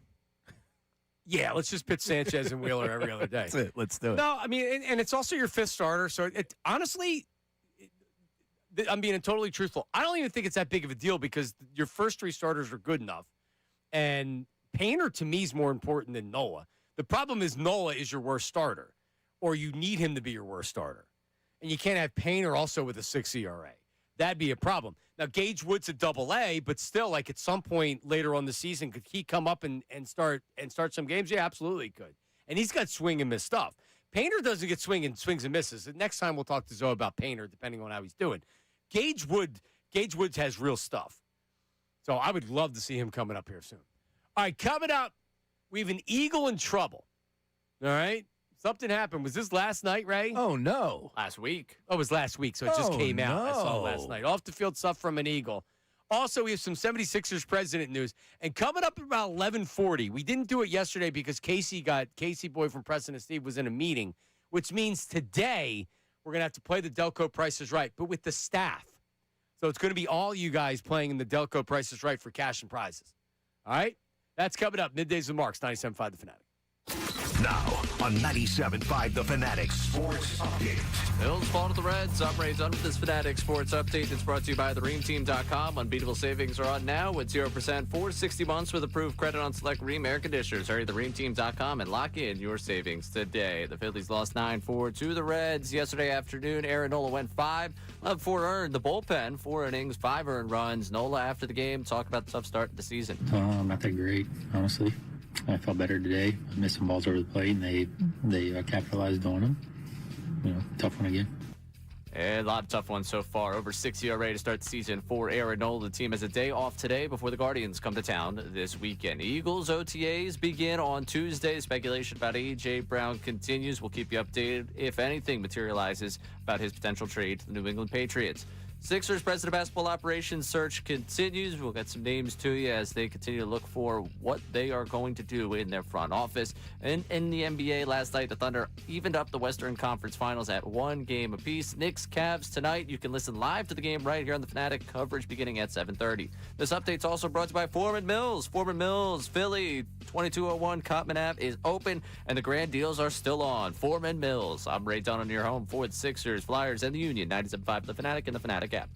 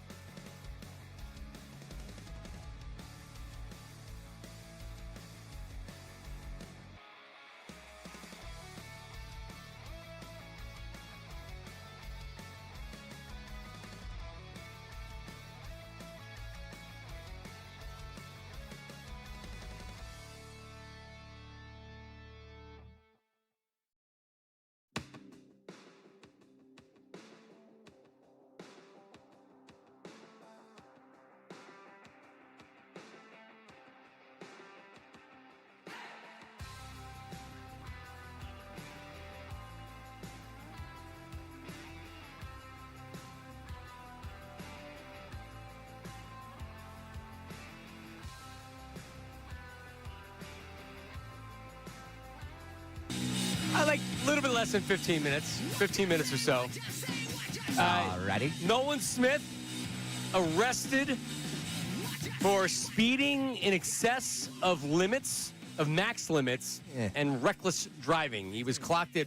I saw 137, and I saw 135 in a 70. Excuse me? Yeah. He's not doing 75 in a 70 like I do, or 78. If it's a 70, I do 78 on the turnpike. All right, like that. They're not going to come arrest me for saying that, right? Say 137, like 137 miles per hour. I've also seen 135, but yes. Wow, that's pretty fast. Yeah, and that's why you get the reckless driving, because you're 65 miles an hour over the speed limit. It's pretty fast. Yeah, sir. I'm going to need you to step out of the car. You're coming for a ride with me. So, not the first athlete to do that, not the last athlete to do that. I believe Myles Garrett continues to do it. He's had multiple instances where he's going that fast. I'm sure the Eagles, if they already didn't have a conversation with him, are going to have a conversation with him and his agent. First of all, it's just, I mean, you don't want Nolan Smith to get into an accident and die. It's not worth it. I get it, athlete, fast cars, a lot of money, like driving fast. I don't like driving fast. I like getting to places fast, but I don't drive. If I ever drive 80 miles an hour, I don't feel safe. I've never driven 130 miles an hour ever. I've never driven 100. Well, maybe I've driven 100, but like I don't remember when I did that. I don't want to drive fast. Ray, you can't drive fast in your car. You can't even go 65 miles an hour. That bad boy used to be able to pick it up. Now, not so much. That Avalon in her prime, she had it. Well, it shakes. Yeah. Where it feels like the wheels are falling off. Correct. Now it does. What's the fastest you've ever driven? But probably hit triple digits once.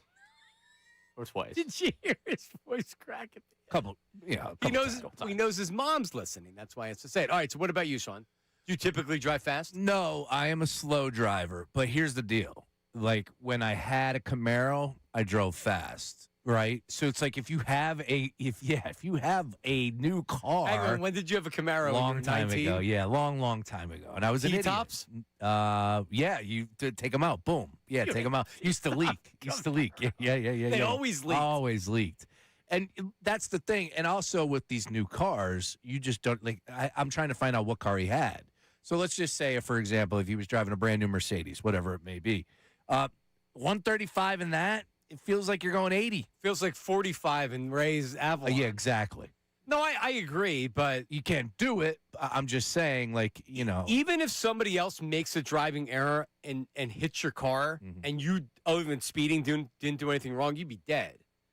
So, I mean, that's the only thing. I mean, Nolan Smith is everything I've ever heard. He's a great dude. They picked up his fifth-year option. I mean, honestly, I don't know if I was wondering more than I was wondering why they would pick up the fifth-year option, other than he was a first-round draft pick, because he wasn't good last year. He had the Super Bowl year. He had a breakout year, but a lot of that was in the playoffs. So, yeah, last year I was like, man, he's going to come into his own. Nolan Smith looked like he was primed to have a really good year last year, and he didn't. Yeah. So now they have to decide to pick up their fifth-year option on him, where he's going to make a decent amount of money. This is his fourth year, but you have to decide whether you're gonna pay him for the fifth year. So, like, he's coming back. I mean, like I said, plenty of athletes and other people have been speeding and have been going this fast. It's just not smart. Yeah, 10.5 sacks in 3 seasons. There was a ton of expectations, and rightfully so, with the success that they had in the year that they won the Super Bowl. And he was a big piece to the puzzle. Remember, he was just stirring it up. He lived in the backfield in that Super Bowl game. Oh, by the way, the folklore lives on with him because he got hurt. He played hurt, right? Like, there was a lot to believe, a lot of reasons to believe in Nolan Smith taking that next step. Now, again, I'm not going to say that this is something that's going to take him back or anything along those lines. I will just say this. Georgia Bulldogs speeding jokes, man. It's like, and that's the other thing. It's not a stereotype anymore. It's what they do. I hope they're building that into their team chemistry. And he got arrested, was it in Twigg County or something like that? He got arrested in Georgia, so this was down in Georgia. Correct. And when I saw that, I'm like, oh, yeah, Georgia. Yeah, you might want to think about going closer to maybe just stay at 100. Big Dom can't get down there as quick, all right? So if you're going to drive a $130, you might want to do it somewhere. I'm kidding. Again, I don't know what he was driving. Hopefully he learns from this. Hey, man, get in the right lane. Take your time. Right. Go 65. There you go. Like Ray. Like me. How fast in your car do you drive? All right, let's say that it's 65, you're on the turnpike. 65, somewhere mid-70s. So you can get the car up there? Yeah. Car can still get to 80. Okay. It's once it gets beyond 80 that you're starting to shake. I won't lie. I go 85, 88. Yeah. On the turnpike, I'm going 88. Part of the problem is in the RAV4, it's tough not to drive that fast. Oh, It's yeah. just- Yeah, exactly. What a car. You don't buy a RAV4 to Dude, drive 75. It literally is a Pepsi can. Like wind moves it. I'm over in the right lane. Like, come on, man. I can't believe Shawn drives a RAV4. Neither can I. Believe me. Neither can I. Sean would be one of the guys that was like, well, yeah, I can't go on vacation because my car payment's $700 a month, but I drive a nice car. I miss my Highlander. My Highlander was a bigger car, had the back seat, which I liked, and then you had like some oomph behind you. I kid you not. The RAV4, I've said it before. It's like driving it's a hatchback. 10. It's a 10 can. It really is so thin. You close the door and you could feel like, dude, there's no guts to this thing. My mom has it. Yeah, no, it's Toyota. They make a lot of Camrys. They make a lot of RAV4s because they sell a lot of them. Yeah, but the Highlander is also Toyota, and I love the Highlander. Yeah, the Highlander was my. All right, Delco Price is right. I think Negative Nate and Dutz are going to come in and play. Negative Nate for cash and prizes. All right. How about that? I went on. These are the items up for bid. Ray are currently on Facebook Marketplace in Delaware County. All right. Oh, this is so good. See, this is another thing from Facebook.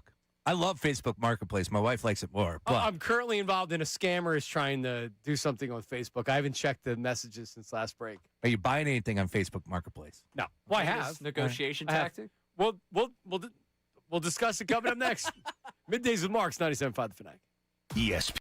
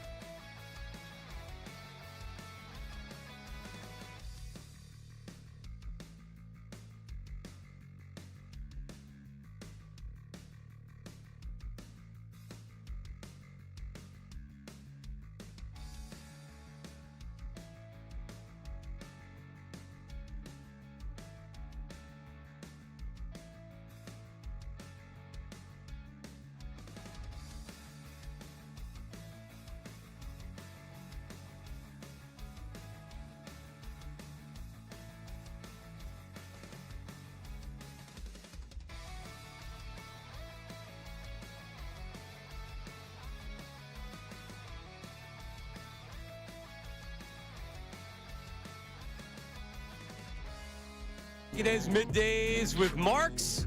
John Marks, Sean Brace, Ray Dunn joining us in studio. Nate Tennyson, associate producer of the show, and Brandon Dutz, our YouTube producer, also producer. He was on the board yesterday doing updates when Hair Jordan. Yes, Hair Jordan. The hair is looking good today, but he didn't know he was going to be on camera, so he probably didn't style it the same way. Are you able to put in the headphones? Yeah. Are you good, Dutz? Okay. Yeah.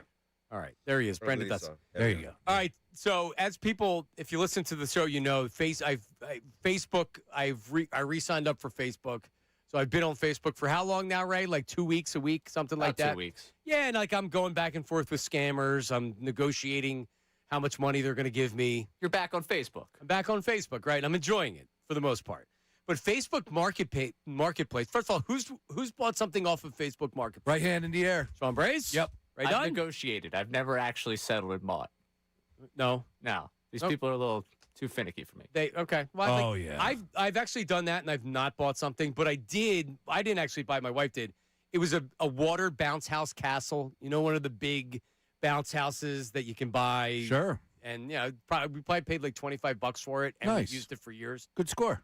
It was a great deal. Yeah, the thing I bought was the baby carrier for your back. So if you're going hiking and whatnot, got it for $20 right up the road. Regularly, $1.20. You know how it is with kids stuff. Kids stuff is outrageous new. So why not go something a Facebook? And Lane only fell out once or twice because of the. It was Kendall. It was just a little brain injury. She's good. Trust me. She only drools when she lays on her left side. No, but you're right, because you spend all that money on a baby item, and then you use it a couple times, and then it's like, well, what do you do with it? You hand it down to somebody else, or some people like to go on Facebook and sell it. Put it back on Marketplace. I am not somebody that goes on Facebook and sells it. However, we're going to play the Delco Price is Right. All of these items are currently available on Facebook Marketplace in Delaware County. We have 6 items up for bid, and then I have a bonus item in case we have a tie. Nice. It's the closest without going over. That's who wins. So in the Price is Right, typically you go, you bid, then you bid, then you bid, then you bid. In front of us, show up to the camera if you're watching on YouTube, what do we have? We have the whiteboard where you're going to write it. So everybody's going to write their answer at the same time. Because I don't need someone bidding $1. You can bid $1, but I don't need strategy in this, all right? So the person that comes closest to the item wins, and then at the end we'll tally it up, okay? Mm-hmm. Item number 1, Ray, do you understand what we're doing here, buddy? Yes. Okay. Item number 1, we're going to send it to Prospect Park for 4 Playtex brand bras. Ooh. Here's the item description. If you're looking for a black, ultra-soft cup bra with wires, size 44 triple D, strong straps, you might want to consider the following features. Playtex bra is a good-looking bra with a comfortable fitting offered at a great price. Everybody write down their answer. That is a big person. And there's 4 of them. Well, big boobs. Yeah. Not necessarily a big person. There's 4 of them. 4 of them. So keep that in mind. Yep, and it's good structure. Holds them up. Holds those babies up. All right, I got my idea here. Sean, put your answer up and show the camera. $10 for Sean. Negative Nate will go to you next. $30 for Negative Nate. Dutsy. $32.15. Right now, Dutz is in the lead. Whoa. Ray? I went $29.99. Whoa! Dutz wins the first item. It's $50. Oh, come on. Seems pretty. I know bras are expensive, but this is Facebook. I think a new bra is like, what, $15? So I thought, all right, you And get 4 of them, give me 10. All right. Dutz has the first one correct. Let's go to Clifton Heights for some Penthouse magazines. Yes. Vintage. Oh. Penthouse magazines vintage. And it is January 1989, July 89, September 91, January 81, September, January. In total, 7 vintage Penthouse magazines. And the condition is used like new. Oh, man. They appear to be in some type of a plastic, So you can't tell if the pages are sticking together? but it does say like new. Gotcha. But used. And then as far as how many total magazines, one more time? 7. Is there a sock in there? 7. too? Oh, Is your microphone on yeah, there? turn your mic on. Turn them up. Turn them up. Turn All 'em right, up. everybody write it down. Wait, 7 of them you said? 7 vintage Penthouse magazines. 7. All right. Write down the answers. We're going to start with Ray first. Raymond? I'm going with $69.99. Ooh, that's a good answer. $69.99. Brandon Dutz? $48. Nate?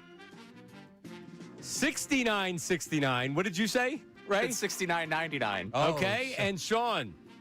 $75 for Sean. Sean wins it. $100. Let's go. 100. I know my nudie mags, boys. I know them very well. I actually Googled, I looked for Hustlers, but they didn't have them in Facebook You Marketplace. get your money's worth with the 80s. Item number 3, we're going to Broomall for a television. Bernie.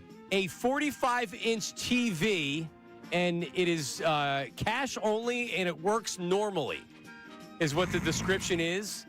It looks like it's in good condition, not great condition, but good condition. We'll start off with you, Negative Nate. You write it down, get it going. 45-inch TV. You got a year on that bad boy? It does not. Oh. You got a brand? It's a Vizio. 45-inch Vizio. What I'm saying is you go to Best Buy for like $100. I was going to say that. Yeah. All right. I'll go. I got it. Yep. All right, Dutz, where Nate, start off with you. What do you got? What are you writing over there? $50. We're going to go to Dutz. $135. $135. Good God. Ray? $45. Sean Brace? Yeah. 75. Nate wins both showcases. $50. We are playing the Delco Price is Right. Nate has one correct.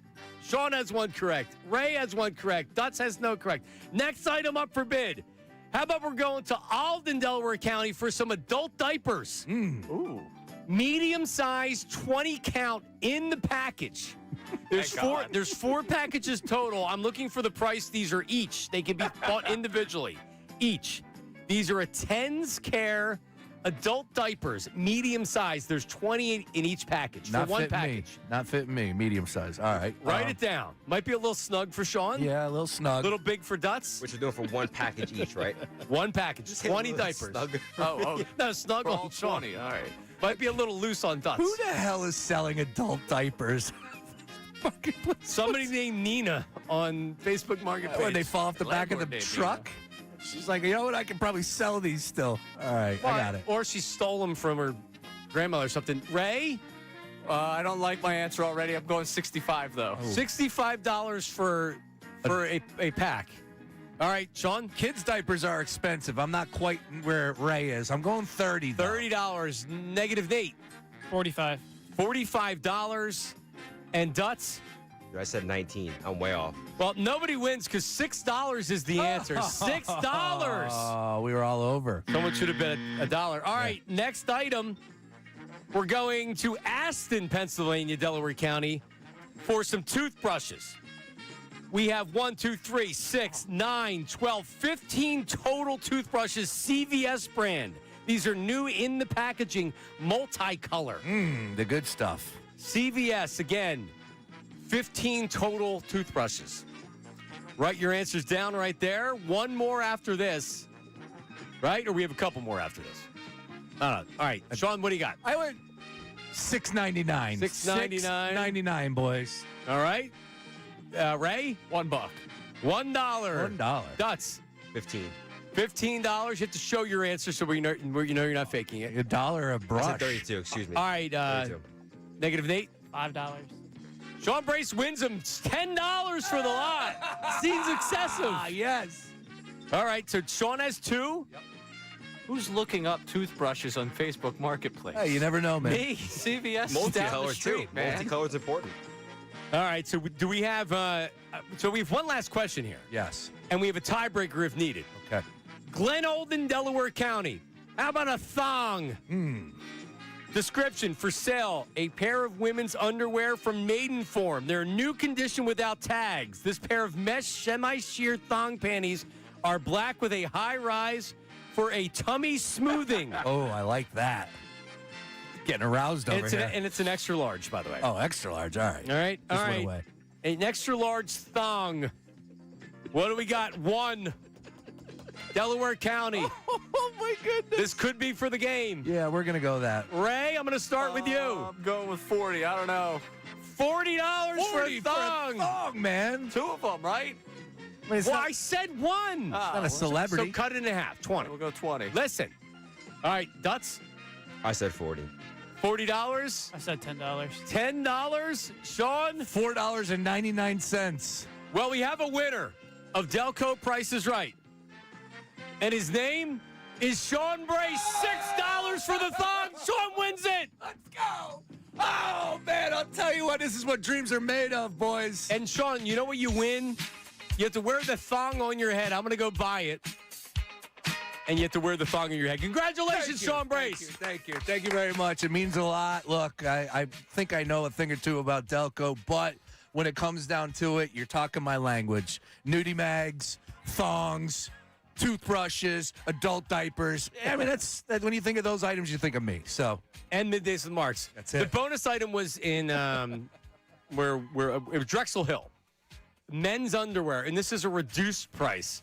Men's lightweight 2-pocket fly front, gray longer leg, very soft, 2 extra large. very soft. Tags on it as well. $3. Oh, man. I would not have got that one. Everybody would have went over. Yep. Exactly that. All right, congratulations. You guys did Dutz. You didn't get one correct. You're the I got lone the wolf. first one correct. Oh, you did. That's right. Yeah. Mm-hmm. All Other right. than that, I mean, I was pretty So off. everyone got one right? I believe so, yeah. That's awesome. Congratulations. Good How about job, that? guys. Yeah. All right, thanks for watching the Delco Price is Right.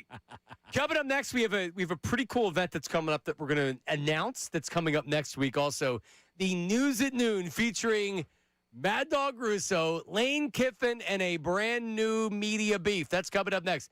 Middays with Marks, 97.5 The Fanatic.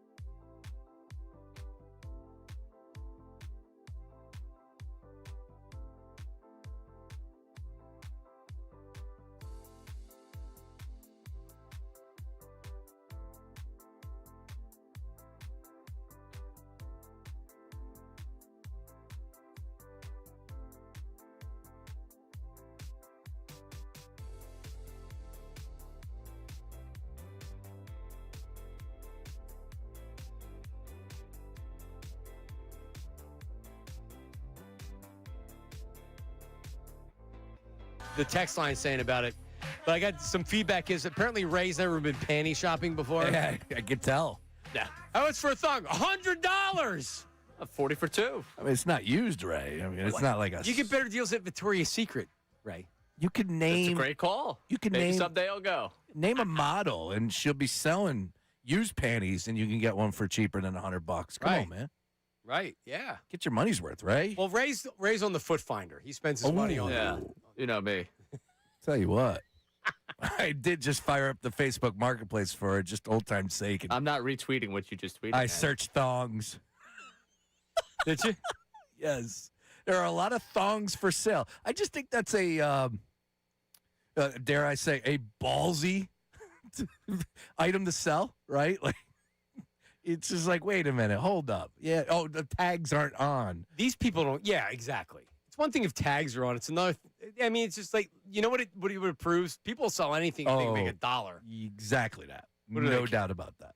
All right, so we will get to news at noon, but coming up next week, all right?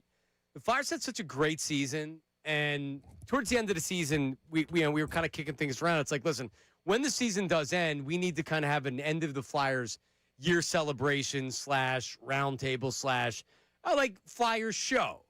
So we're gonna do it next Thursday, live from Chickies and Pete's in Marlton, New Jersey. How about that? We're gonna be in Jersey. Thank you. Give it a horn. Special guests and appearances from the Flyers. So we're still working on things. We're still working on getting, like people from the organization out there. So that is going to happen. We're going to have Jim Jackson, Todd Fedoruk. We're hoping for some big guests from the Flyers, maybe a mascot or somebody like that. Prizes, Rally House gift cards, Maury's Pier Ride and Water Park gift card. I know. So John and I are going to host from the start. I know Colarulo is going to come by on his way home. Anthony Sanfilippo from the goalie, I think he's going to try to stop by. He told me he would before. Sean, you're welcome to come out. Ray, you're welcome to come out. Everybody's welcome to come out, and especially the listeners. So come on out. End of the season broadcast, Flyers Roundtable. We celebrate the season.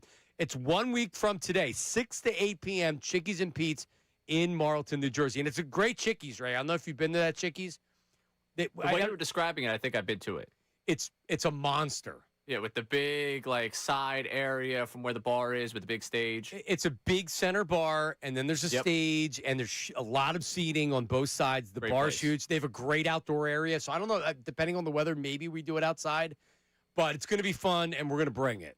So come on down. 1 week from today, Sean Brace. How about that? Hey, man, before you know it, the season will be back here, and I know that it was a great season. So to put a little bow on it, I can't wait. That is a great idea, and I know Flyer fans are going to show up for it. Plus, I would assume that there will be some other guests that will be joining the dais as it gets close. And you know what we should do?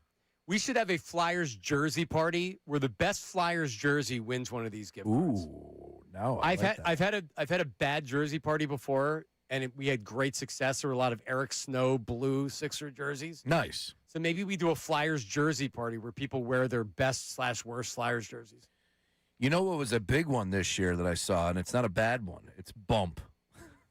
A lot of people running around with. That's a great one. Yeah, Bump.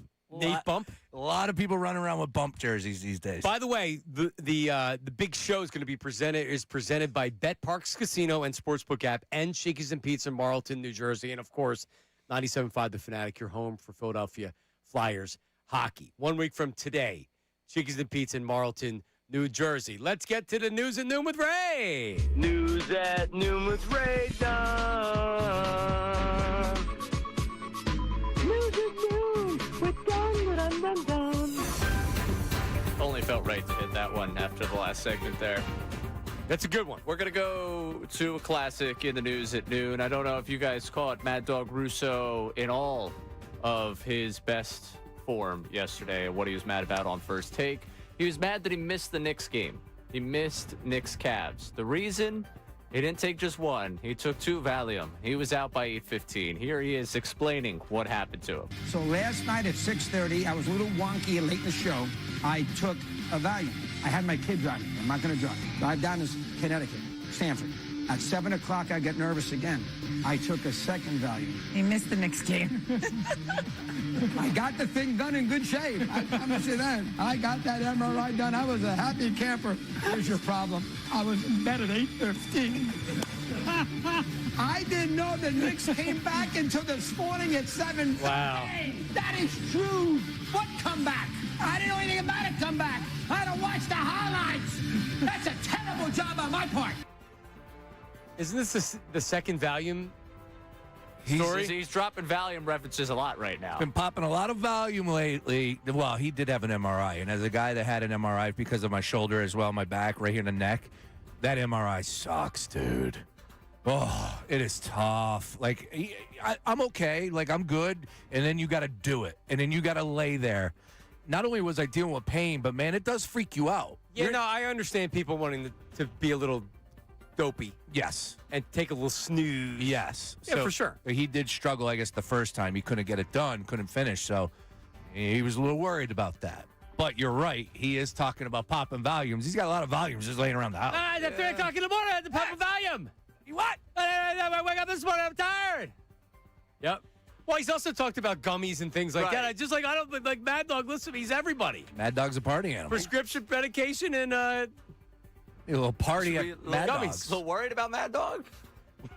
I mean, Mad Dog's still up there. I mean, here's what I'd say. Maybe, don't start talking about Percocets or Vicodins or anything like that. Yeah. Just let's let the prescription medication be. He's 66. He's young. Yeah, what does he care? Oh, yeah. What does he care is probably really. He's the guy that can get up there and say, I had 2 Valium last night and missed everybody the next laughs. Cavs game. And everyone's like, oh, that's so cool. So meanwhile, he's been opining about the game for the last 2 hours on First Take. No one has anything to say about it. How about who was the first Mad Dog? Was it the guy that Joe Paterno couldn't hear? I'm having trouble hearing you, Mad Dog. Steve Doonig? Yeah, Steve Doonig. Who passed away, by the way. Oh, no. He did. Oh, I'm sorry. No, he did know that. Yeah, because very little people know the story. Joe Paterno was trying to do an interview, and this guy, he thought he was talking to Mad Dog, but he didn't. I don't think he thought it was Mad Dog Russo. His name is Big Dog, too. His name was Big Dog. I'm having a hard time hearing you, Mad Dog. Oh, you got right. Iconic. All right. It was iconic. While we're talking college football coaches, let's go to Lane Kiffin. Lane Kiffin on with part of my take. And was talking about the SEC coaches, the fraternity, and they are just like normal people. They've got their big group chat of all the SEC football coaches, and then they've got the smaller group chat outside of that group chat where they talk about the rest of that group chat. So I'll give you this. I mean, at the end of the year, things change. Yeah. So the big group chat changes. Mm-hmm. And then everybody would be like, our little one, like Kirby Rodex, like, I'm breaking the rules right now. And he'll be like, okay, who's going to take him out of the conversation? Like, the guy just got fired, That's tough. Like, yeah, it's he's going to remove him. Yeah, that's a sad moment where it's like Billy Napier has left the conversation. Yeah, just be like, well, it's worse. No, when they don't leave on their own. Right. So one of us has to take them out. Yeah. So, a couple of questions off of this. Who's in the side group chat? He said Kirby Smart's in there, that he's leading the charge in making sure, hey, we got to make sure this big group chat stays together. Kirby and Lane are in the small group chat. Who's so secure in their job they get to be in that small? Like, DeBoer's not in the small group chat. No, definitely not. Yeah, I don't think enough people know any of the other coaches to even give an answer. But no, DeBoer's not. No. Because he's not a member of the fraternity of those guys. Right. He's they an probably outsider. talk about DeBoer in that other group chat. Well, Sark, Texas coach, is probably in that. Yeah, probably. Yeah, that's right. But that's about it. I mean, even I'm having a hard time. A lot of these guys just started. So, I mean, the new guy in Florida, Summerall.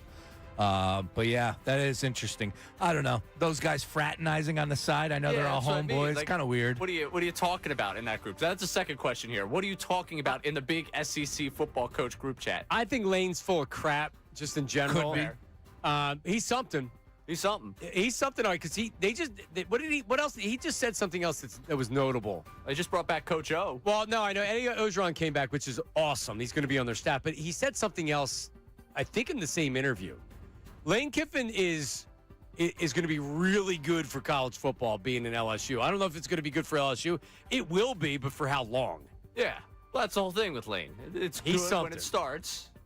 And then you get the full Lane Kiffin experience. Oh, no, he had said that he wished he just would have quit Ole Miss instead of trying to fight to coach him, because that was like that made him. He felt like it made him look bad. So he said, I wish I would have quit and left. I know what you're talking about. He brought up the fact of Ole Miss and the Confederacy and all that. He talked about that too. Yeah, the Reb and how hard it was to recruit there, and who knows what's real and what's not. But at the end of the day, Lane, I think you could trust your judgment on who this guy is. And you see the DMs, and he's DMing young girls, and it's like, all right. He is? Oh, yeah. Oh. Yeah, he's out there. Oh, yeah, no. He's not married. He was. He's not? He was married at one point. He's divorced. I'm shocked he's divorced. But they are some young ladies. Oh, no, Let's put it to you that that's way. right, because when he moved from Ole Miss, the ex-wife was coming with him because she's got the kids, so they have to live in close proximity. I mean, at the end of the day, it's great That's to be something. It's great to be Lane, Dude. right? That's why I named my kid after him. And raised the Godfather. There you go. We're going to get into that. It was Lane Johnson, I thought. It was. Or no, who's another Lane? Night Train Lane? Lane Staley. That's about it. Lane's not a popular name. At least it wasn't. Look at you. How about, Why don't you stay in your lane, right? how We're about going to that? have to talk about this, about the whole Godfather. We'll talk about it. Don't worry. How about that? All right, last one for you. New media beef potentially starting. We're getting in on the ground floor of this one, so we'll see if there was any response today. Stephen A., Jalen Brown going back and forth. Well, Stephen A. can't get all the attention for this entire week. We need someone else in the media to go after Stephen A., right? Yeah. Nick Wright going after Stephen A. An immediate beef that I hope goes down. But talking to these guys like you're a mob boss and they better watch what they say, there's harm in it. I know stuff. I know technically it's my job to report the things I know, but I know it and I just keep it in my back pocket in case I ever have to use it like the big joker in a spades game. Give me a break. If you have real information about Jason Tatum's feelings about Jalen Brown, you should report it. If you have real information about the Celtics organization, how they feel about Jalen Brown that you're just sitting on, yes, you should report it. The answer is not. Go to the mattresses and escalate. And it makes all of us look bad. Well, he's right. It makes him look bad, but this is nothing new. This is where he comes out and he decides that he's gonna stand the line and say, no, I'm gonna criticize Stephen A. for this. This is what he does. So Nick Wright is correct. Here's what he's not correct about. Every reporter, or I'm not gonna call Stephen A. a reporter because that's stupid, but all those guys on that level, even like locally, the schmucks like us. You hear things. Mm-hmm. You don't report everything you hear. So, because Stephen A. hears something, and let's say that he hears something on a very high level, like from a very high executive in an organization, he's not going to come out and report that. That's not his job. He can use that as an informed opinion or how he thinks about a player, and he can be like, oh, who knows? Maybe they would trade such and such player because he has an informed opinion. He doesn't need to come out and start saying, the Celtics hate Jalen Brown and the owner hates Jalen Brown. That's not the way it works. So I disagree with that. But yeah, Stephen A. is dangerous. Of course he is, but this is sports media. Yeah. It's the problem. Nothing even matters anymore. It doesn't. You're right. It doesn't. I will say, this is one where I think Nick Wright could win. If they end up having this, so where Stephen A. goes back at him, I think Nick Wright could win this. You don't punch down. Yeah, Stephen A. won't even mention this because it's another. That's what I'm saying. It's another Stephen A. network. Stephen A. stays away from it. Probably the smart move on Stephen A. But no, because Nick can handle himself too. Yeah. And Nick's right in what he's saying. This is a terrible look for Stephen A. He doesn't care or know that. He doesn't think that. He is in his own world. Correct. He thinks he's bigger than these players. Oh, yeah. And you know what? When Jalen Brown does what he does with Stephen A. Smith, he's proving that point. Which is kind of a good look for Stephen A. in the bad look. This is honestly good thing, maybe bad look. In the bad look, I actually side with Stephen A. in the Jalen Brown thing because if Jalen Brown's going to come out and be like, no, you're going to retire. You need to be off the network. You're not a real journalist. And then Stephen A.'s coming back being like, oh, you want me to be a journalist? You want me to report on everything I know about? Like, Jalen Brown asked for this. If you're going to start challenging Stephen A. Smith. Like, dude, you're a basketball player. That'd be like Stephen A. challenging you to like he can beat you on a one-on-one. You got no chance to go after Stephen A. in a spat. Yeah, it's ridiculous. They need to think to the next level, the next step, because what are you going to gain from it? You're not going to fight him. LeBron's not fighting anybody. Jalen Brown's not fighting anybody. So you take that off the table. So Stephen A. is going to run his yap.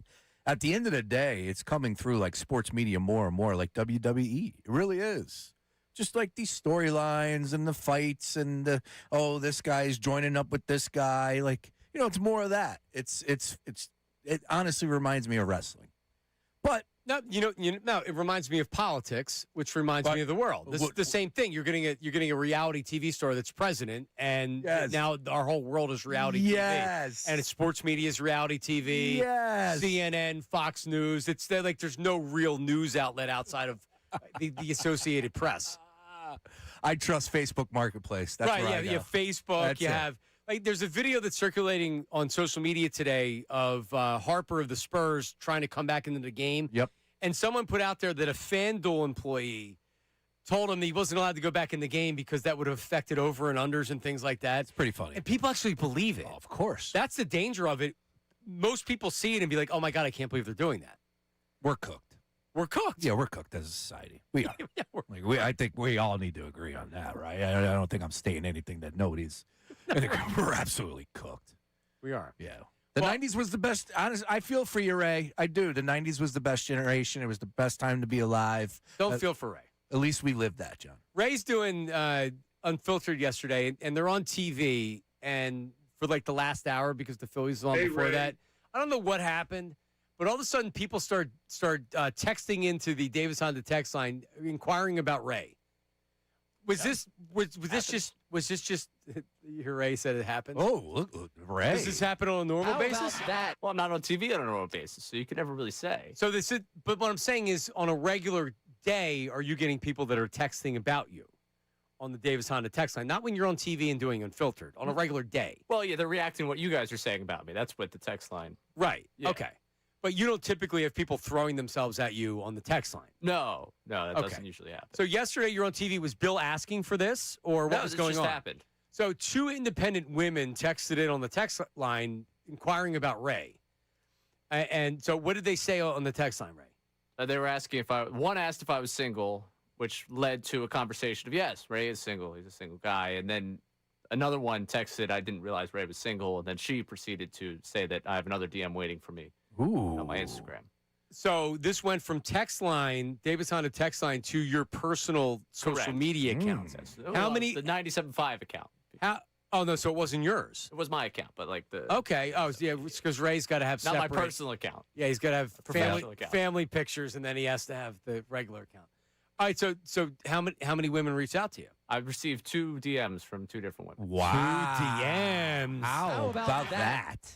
Yes. Luck. What did they say? Hey, Ray. There was one was taking a shot at the other one, which was kind of impressive. I was like, well, that's a little much. So they're fighting over you, similar to Rossini and Sean McVay's wife. Dude, you got a cigarette? I need a cigarette for this story. Oh, my goodness, It was man. a wild 5 o'clock hour. I don't know. I was just trying to get through the show. I met my lady through radio. So you better at Sea Isle. There's Ray There it with the is. cigarette right there. Well, she knew of me. She was a radio fan, and she saw Sean and was like, oh, my God, that's Sean Brace. Boom. How about that? And that was that. How about that? And I'm not going to lie. I've went out with listeners before. My only advice to you would be their place, not yours. It's okay to have your number, but don't give them your address. I almost spit Red Bull everywhere. Yeah. Look, I it's a different day and age now where this is normal. I think it's almost safer now. Well, what's the difference between this and safer? Yeah. Well, yeah, because unless it's a burner account, you're going to know who this person is. Yeah, and you can trust You them can and check them, and they're going to trust you because nothing can happen without this being out there. On your dating sites, isn't there more of a chance that they could hide who they are from you? I would look at this the opposite way. It's so much easier for this to end up blowing up in my face because everything gets put on blast nowadays. Oh, absolutely. Yeah, no for doubt. sure. Well, just don't be sending any pictures that can come back to obviously get you in not going trouble. to do that. Yeah. But hang on, Ray. When we talk about, Have you ever done that before, Ray? No. See, when we you've never sent compromising pictures ever? Nope. Hey, Ray. Nope. Do you believe him? I never have, so no, I do believe him. Yeah, Okay, I would. all right, good. I just You know want how long I've wanted to do this? I've been aware how this Yeah. goes down. I would just say from the standpoint of what we just talked about, right? Like most of the time, people aren't worried about the 26-year-old guy; they're worried about the girl. So, like when they get into Right. situations like this. So, yes. Ray, my idea was to do DM dating with Ray, where we brought it up on the air. understand, yeah. Now, we can't weaponize the company text line because then if something did happen, they'd be liable. I already know how this works. But we could do something on the air. So, like, let's I encourage you to, if you'd like, continue speaking to them, whoever else reaches out to you or whatever, and do what you want to do. As far as what I want to do on the air, I mean, we're kind of getting to the point where DM dating with Ray makes sense. Yeah, are the DMs open? But clearly, I received the DMs yesterday. How about that? My goodness, man. I love it. I love it. Isn't it weird how I already am living my life vicariously through I Ray? am right now. Yeah, I am all in on this. Oh, my God. Yeah, Ray. Look at Ray, like handsome. Where are we at in the young scale? man. We got to ask the question. Where are we at in the scale? Is there one that's a finalist over the other? It's very early to tell. I mean, come on. What do you mean? Give us a little something here. You know, people are wondering if these chicks are hot. Are they hot? Ray told me they were attractive. All right. Yeah, attractive's good. Yeah, Ray You like told me attractive. they were attractive. Are they wearing 44D bras off of Facebook We haven't Marketplace? gotten that far in the conversation gotcha. yet. No, I usually save that for the second day of But you DMing. looked at the pictures. Don't mess around. You know what they look like. I'm not a pro like Sean Brace where I could tell the exact size from looking at a picture. Have you a lot of times on social media they will show what their assets. Oh yeah, right. They call that thirst traps. Any thirst traps Right. available? Right. No one's attempted to thirst trap me yet. Last night, did you meet up or anything like that? Are you withholding No, stuff from I us? was home last night. Okay. One more. Age range? Where are we at? I know one is around my age Okay. because there was a second reach out to someone that's a mutual, the two of us. See, the mutuals, there's always a catch up on the mutuals. Okay. That's the tough part about this day and age. All right. You look at the mutuals, somebody's always connecting somebody. What do you think about this guy? But also, our massage therapist, Carrie, also has expressed some interest in Ray through DMs as well. She called in. She's got good hands, Ray. Can we get David Feldman involved where they have to fight over Ray? With the big boxing gloves. with the big ones. Pulling hair makes more sense to me. Oh, man. All right, there he is. DM dating with Ray. It's great to be Ray. Send him the DM. Something like that. Oh, shut up. Believe me, we could be yelling at you and making fun of you and doing all this other stuff. I tell you what. Dude, you're 26 years old, you're on TV, and women are texting the text line trying to go out with you. Oh, it wasn't a bad afternoon. I'm not telling you it was a tough day at the coal mine. All right, coming up. So we have some prove it conversation from Jalen Hurts. We have some memos, some phone calls as well. 610-632-0975, 610-632-0975. Also, in the world of breaking news, some pretty big news from the Eagles. Do we have some breaking news? Yes, on the other side. All right. Middays and Marks, 97.5 The Fanatic. Now on 97.5 The Fanatic Sports Update.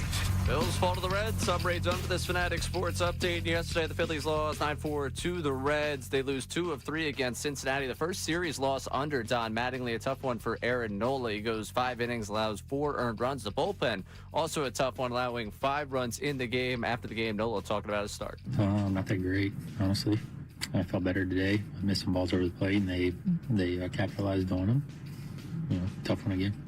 An ERA over 6 to start the season for Nola. The whole team with the day off today. The Guardians this weekend in Philadelphia before a trip out west. Eagles OTAs begin on Tuesday. Plenty of speculation still on A.J. Brown. What exactly will happen there? We also found out that edge rusher Nolan Smith was arrested last week in Georgia for speeding and reckless driving. In the NBA world, the Sixers president basketball operations search continues. And the current playoff situation, the Thunder even up the series. 1 game apiece last night in the Western Conference Finals. Eastern Conference Finals, Game 2 tonight. Knicks winning Game 1. Game 2 tonight, 7:30. You can listen to live coverage of it right here on The Fanatic. This update is brought to you by Positive Coaching Alliance. Questions about youth or high school sports? Positive Coaching Alliance can help. PCA, a national nonprofit, develops better athletes and better people through sports. Info at positivecoach.org. I'm Ray Dunn on your home for the Sixers, Flyers, and the Union. 97.5 The Fanatic and The Fanatic.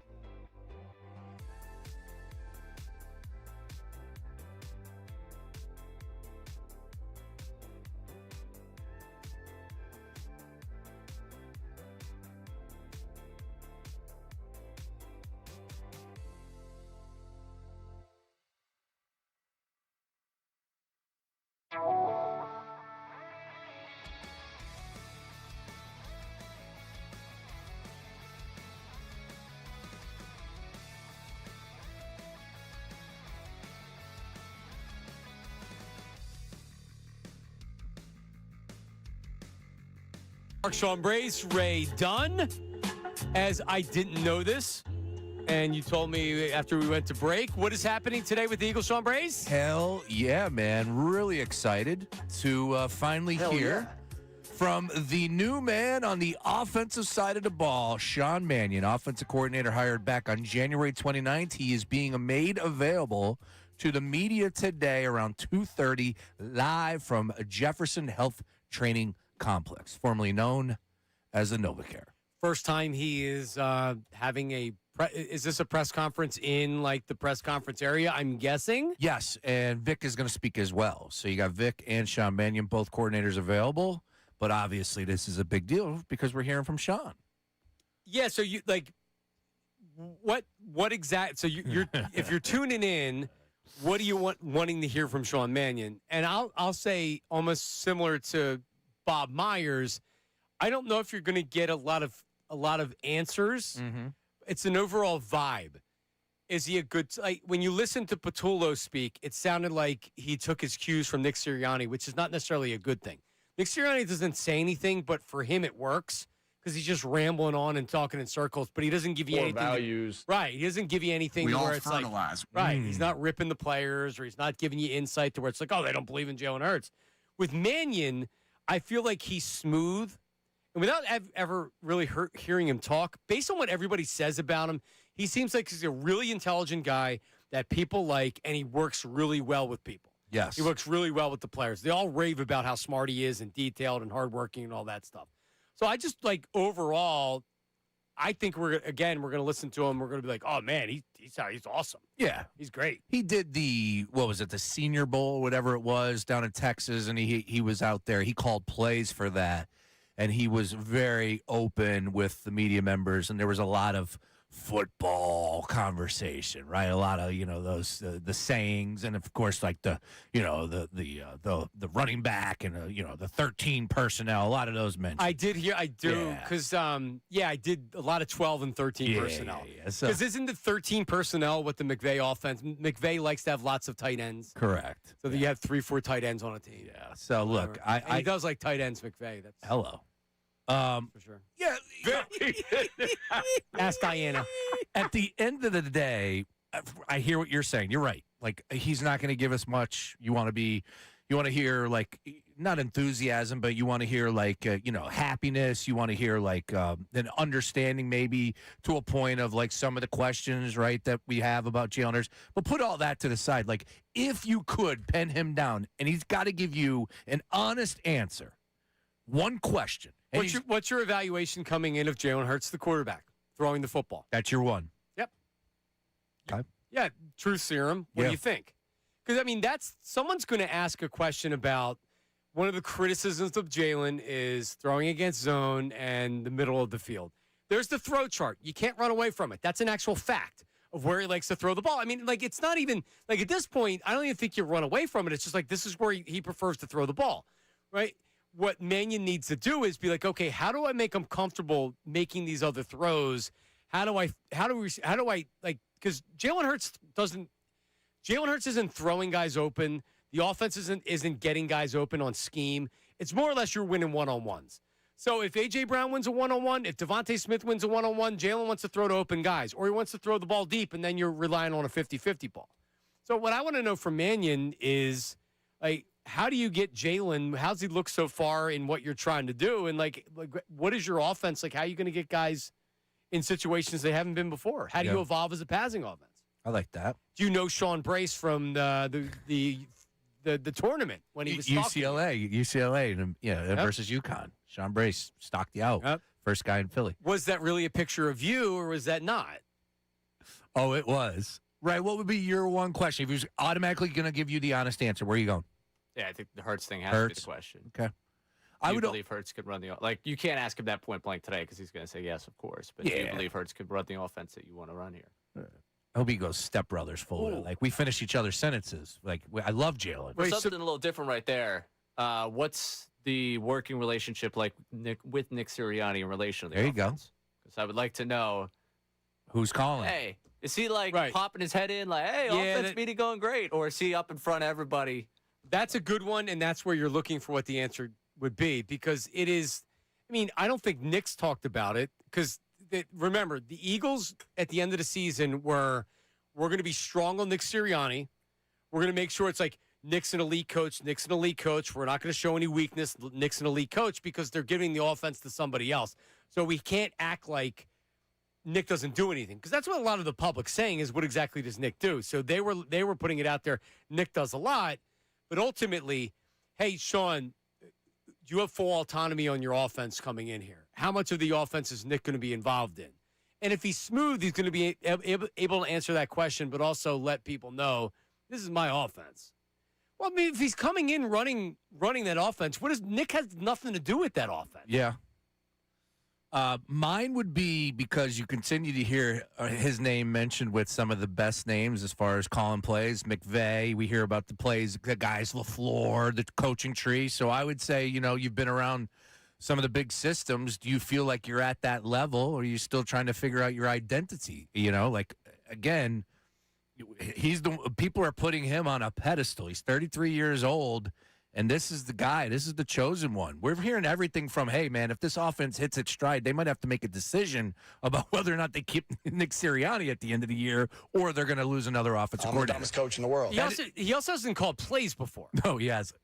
Right? I mean, this isn't a guy that's like, in his years as offensive coordinator. No, it's actually, it doesn't mean that he can't do it, but it doesn't necessarily mean that he's going to be great at it from the beginning. I mean, I don't know. That's not something we've really discussed. Hey, look, that was one of the more important things that I've circled in the offseason when I was looking for a candidate, somebody with experience calling plays. This guy had none. That's why you wanted Matt Nagy so bad. You wanted the experience. You're in the Nagy hive. No, I was a yucky Bubba Cooter guy. Who was his name? Jim Bob Cooter. Shockingly. Yeah. Jim. I was a Jim Bob guy. Bubba Cooter. Such a big fan of his. You remembered his first name. Oh, all right. Well, but listen. I'm excited. Yeah, that's pretty cool. I really am. All right. I don't get off to offensive coordinators that often, and now this is the first time in a long time. And we actually we talked about this last week or the week before, Ray, that you need Vic Fangio's thoughts on the Phillies. I don't care what he's going to say about the defense. I need Vic Fangio on the Phillies. Oh, yeah. Aaron Nola. You surprised they fired Topper? Are you against that? Yeah, the turnaround. Yeah, Aaron Nola. Somebody should mix in a Phillies question for Vic. He wants to answer it. He comes out and talks about the Phillies before the press conference. That's what he does? That's typically what he does. He'll come out and be like, yeah, big guy got back on track. Right? Guaranteed. The first thing he says is the team got back on track. That's awesome. Yeah, he's walking up to the podium, putting Sitting the water down. Like, Yep. Phil's got back on track. Yep. That is great. Does cool. he say the term Donnie Baseball? No, I don't think so. It he's doesn't not strike me as a Donnie baseball guy.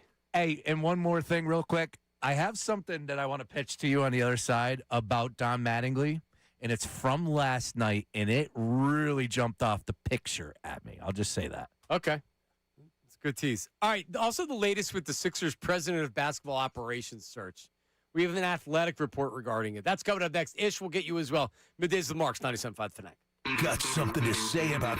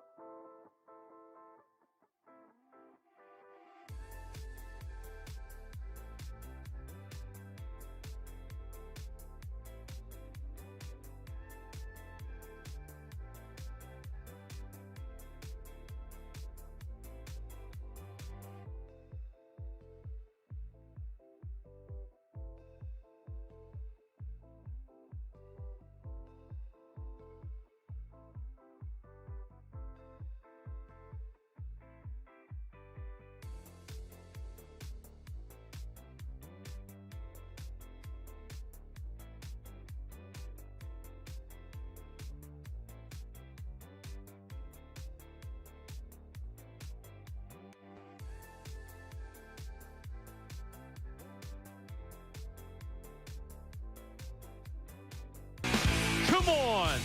All right, 1 week from today, Chickies and Pete's in Marlton. A Flyers end of the season celebration broadcast. Myself, John Kincade, leading the show. Bill Calarulo will be over there. Hopefully, Jason Bertidis. And a lot of Flyers guests and giveaways.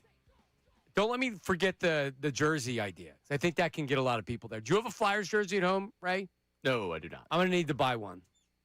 I need a sweater. Facebook Marketplace. That's what I'm saying. There you go. Well, that's where I got my Steve Jeltz jersey, which I think I lost or someone stole. You got it from Facebook Marketplace? No, I got it from eBay. Okay. But I paid like $20. And it ended up being autographed, and it was his rookie jersey, which is why it kills me. I don't know where it is. No idea. It kills me. I'm going to wear a jersey tomorrow that you guys are going to be like, what the hell are you wearing? Yeah? Yep. I bought it last week. You did? Yep. I'll tell you. China? No, that's the thing. Hook, line, and sinker. The values were galore on my timeline. Oh, so you're getting some deals. Yes. I'm a sucker for deals. Oh, $4.99, dude. $4.99. I actually saw a pair of Nikes. This came up on the Nike app. Like $75. It's a pair of nice green, white. Nice. Reacts ATRs. There you go. Anyway. Nice. All right, Ray. Well, I'm going to have to get you a Flyers jersey then if you're coming out to this thing. Well, the issue of me coming out to this thing is when I first heard about it, I was in San Diego, and I changed the flight plan to take a red eye that night. Oh, you're not going to be home today, so I won't be here. Oh. Yeah. Well, listen, if you have to miss the trip because of it, I understand. That's fine. Just just don't go out there. You can just stay here. It's fine. Marlton's beautiful. Yeah, we'll talk about it. We'll work it out. I'll call you on Sunday with the plan. All right, you got it. After you already leave. Hey, speaking of Nikes, real quick. Yeah, what do you got? That's Donnie Baseball. That's Don Mattingly. That's the manager, the interim manager of the Philadelphia Phillies. I'm coming over to from last night. Now, I will post it on our social media at 975 Middays at Shawn_Brace. I'm just asking the question. My guy is 66, rocking some jeans. He's got camo pants. Those are camo pants, no? No, those look like jeans. Are you sure? Yeah, I don't think he's rocking camo pants. I don't know. Is it just like the... He looks good. The wrinkle, he looks really good. I want to put that out there up front. He looks good. But that one jumped off the screen at me. I go, look at Don Mattingly, the way he dresses. So you're suggesting you should wear diabetic footwear as opposed to Jordans because he's 66? A slip-on Skechers? Yeah. No, good for Donnie Baseball. He looks great. He looks great. He's in shape. Yep. Nice polo. The Jordans just, I was like, okay, 66. Still rocking J's. Because he was at the Schwarber event last night. Correct. Which we'll talk about coming up in the 1 o'clock hour because Ray was very upset that Schwarber missed 3 games and he still attended the event last night. Don't you put that on me. I just bookmarked the tweet because I knew people would be upset. Okay. Yeah, but are people really upset? Or is They this shouldn't be. Is this a social media thing to where you just bitch about everything on social media and you don't really mean it? No, there's I know there's idiots out there that have a problem with it, but I'm challenging them to call in the 1 o'clock hour. Anyway, Ray, the 76ers, it was interesting that so Marcus Hayes wrote something in the Inquirer, I believe, yesterday, where he had said that his sources are telling him that Joshua Harris, what did he say desperately? Joshua Harris really wants Bob Myers not to run everything, but to just run the Sixers. He wants Bob Myers to be the president of basketball ops. He more or less wants him to be the owner of the 76ers so he doesn't have to worry about it. I mean, again, like we have 4-time NBA champion here. He wants the Sixers to be successful, and he wants to give somebody the keys to the franchise so he can make them a lot of money and win a championship. And he wants Bob Myers to do that. According to Marcus Hayes, he doesn't want to do that. Bob Myers wants to oversee the Sixers, and he wants to oversee everything else. Here's the thing. Is it like...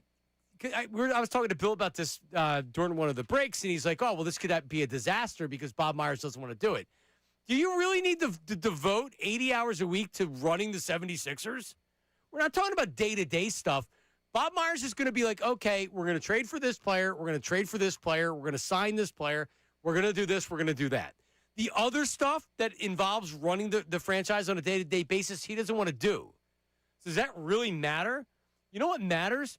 If you're trading Joel Embiid, what you're getting back in return, who you're drafting, what free agents you're signing, what players you're signing, what you're doing. You know what I mean? Like, that's what matters. Oh, yeah. That's where I'm at. I think this is a really good spot for the Sixers. You're getting a guy. Now, nobody's perfect at drafting, right? Like, he has misses. Everybody has misses. Of course. He's got hits. Everybody should have hits, but maybe they don't have a Draymond Green in the second round to show off, right? At the end of the day, you're getting Bob Myers, as you heard, 4-time NBA champion, knows how to build it, knows what a good culture looks like, has his ways of going about things. And, oh, by the way, the best part that really excites me is you can go out there and get some up-and-comer, somebody that you've had your eye on, somebody maybe a Shawn Manion-esque style, right? 33 years young. This is a guy that can't miss. That's the best part about it. Bob Myers is going to take all of, the arrows. He's going to be the guy at fault. He's going to make some of the big-time decisions or all the big-time decisions. But, oh, by the way, you're going to bring somebody else underneath your wing. I think it's a great spot. I know Jameer Nelson has worked really hard down there with the Blue Coats in this organization for the Sixers. His name is currently at the top of the list, or one of the names at the top of the list. Great. So this is from The Athletic. Multiple league sources tell The Athletic that talking about Jameer Nelson, that Nelson, among others, is a candidate to become the Sixers' next president of basketball operations. He's Philadelphia's strongest internal candidate as he served this season as the assistant general manager. Even if Nelson doesn't come away with the obvious vacated spot last week, he is a favorite to receive a promotion. Nelson was technically number 3 in the front office this season behind Maureen Elton-Brand, but he handled more responsibility than your typical number 3 person in the front office. Internally, respect is high for Nelson's abilities. He's seen as a rising star in the front office world and someone who will eventually be given the opportunity to run a team, even if he doesn't get the present-day opening. So, being called, and if Tony Jones or The Athletic has that's obviously coming from the 76ers. Oh, yeah. Or it seems like he'd be coming from the 76ers. So he's their strongest internal candidate. And it sure seems like that everybody inside the Sixers loves Jameer Nelson. Bob Myers may want his own guy, and then Jameer becomes kind of the next guy after that. That would then maybe go somewhere else to run a team, or if whatever. Nick Uren, the general manager for the Phoenix Mercury of the WNBA, is expected to interview for the position. That's an interesting one. Current Minnesota T-Wolves GM Matt Lloyd expected to interview. He has the backing of a few key members of the Sixers organization and was a finalist for the Chicago Bulls front office opening that went to somebody else. Trent Redden, general manager of the Clippers, has also emerged as the candidate, per league sources. I agree with you that a WNBA general manager is interesting. Yeah, it's interesting, and if I'm not there to interview, I am not going to say, you can't go down that path. But I would say he's on the outside looking in, right? Just from a feel fact. There's nothing wrong with me saying that, right? I'm not going to get crucified. He worked with them in Golden State. Okay, there which it is a big piece. So they're familiar with him. He's run a franchise, albeit the WNBA, but still, that's legit. Correct, but if he has experience in the NBA, then I would say, okay, then back off. Then all right, he's obviously worked his way up, ran a major operation, and that's the thing. It's not just a general manager. You are the president of basketball ops. That's a huge deal. Huge deal. Yes, Bob Myers making all the decisions. We get that. But this is the president of all things hoops with the 76ers. Monster opportunity for somebody. No mention of Elton Brand. I didn't read the entire piece, but in what you sent me, no mention of Elton Brand. And when you called Jameer Nelson the strongest internal candidate, that's telling that Elton Brand isn't mentioned there. So this is probably maybe there's a role in the organization for Elton, and I love Elton. You know what I mean? He can stay with the 76ers forever. But typically when new people come in from the outside, guys can lose their jobs. Yeah, maybe Elton Brand wants, a fresh opportunity as well. He did interview with the Atlanta Hawks last year or 2 years ago. And look, he's got some pluses. He's got some he could float the idea of I was the one that drafted Tyrese Maxey. Just listen to Daryl Morey. Okay, you got my attention. Nice work. According to Howard Eskin, he did. That's right. There you go. Oh, Howard gets a couple things right on the show. That was fun. All right, coming up, Ish, we'll get you next segment if you want to hold 610-632-0975. Kyle Schwarber missed the entire series against the Reds because he was sick, a stomach bug. But last night, his charity event went on as planned, and Kyle Schwarber was there despite missing all 3 games of the series. And people, at least on social media, were not happy about that. If there's a real person and not a bot that can explain why they're unhappy with Kyle Schwarber not or attending the event, 610-632-0975. Let's have a dialogue. We have some voice memos on the Eagle stuff as well. And an important update on Ray the Godfather from earlier this week. And an update on Shawn Brace. Shawn Brace apparently knows who his godfather is. He's figured it out. Yeah. Process of elimination. Throwing darts at a dartboard. Shawn Brace has found out he went on Maury. You are not the Godfather. That is all coming up next. Middays the Marks, 97.5. Now on 97.5 The Fanatic Sports Update. Finally lost the series. I'm Ray Dunn with this Fanatic Sports Update. The Phillies finally lost the series under Don Mattingly. They lose 2 of 3 to the Reds to open up the week at home. They lose 9-4 yesterday. Aaron Nola goes 5 innings, allowed 4 earned. The bullpen went 4 innings, allowed 5 runs. After the game, though, no problem for Don Mattingly. I mean, we're fine. I mean, there's nothing in here that scares me that we're not going to be the team we need to be. Well, chance to do that this weekend against the Guardians. Day off today, then 3 against the Guardians at home before a trip out west. Eagles OTAs begin on Tuesday, and today we're going to get a chance for the first time to hear from offensive coordinator Shawn Manion. That press conference coming your way at 2:30 today. The offensive coordinator of the Eagles addresses the media for the first time.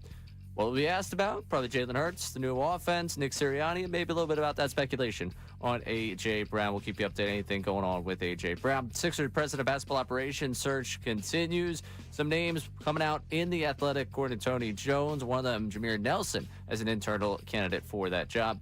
In the NBA postseason tonight, Knicks-Cavs Game 2. You can listen live right here on The Fanatic. Coverage beginning at 7:30. This update is brought to you by the Crohn's Colitis Foundation. Crohn's Colitis Foundation has led inflammatory bowel disease research and care for over 50 years. Learn more at crohnscolitisfoundation.org. I'm Ray Dunn on your home for the Sixers, Flyers, and the Union. 97.5. The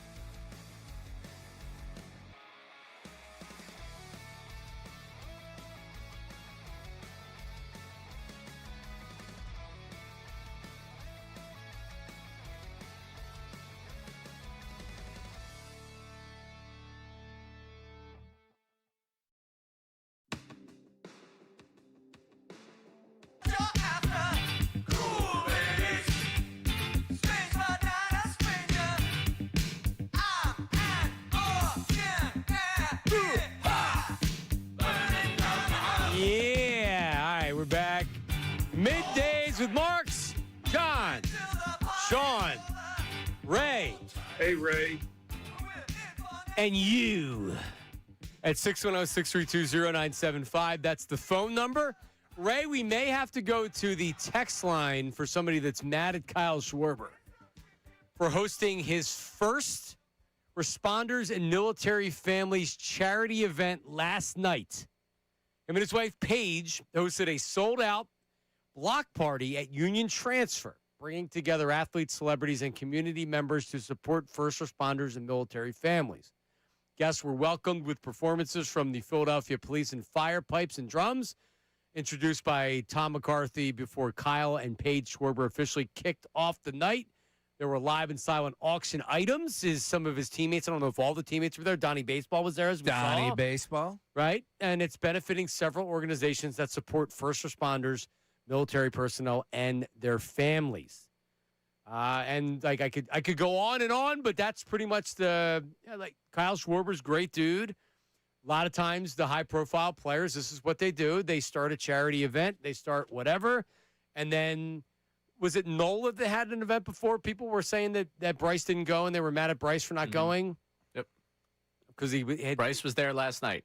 Bryce was there last night. Okay. Center of the photo. See that?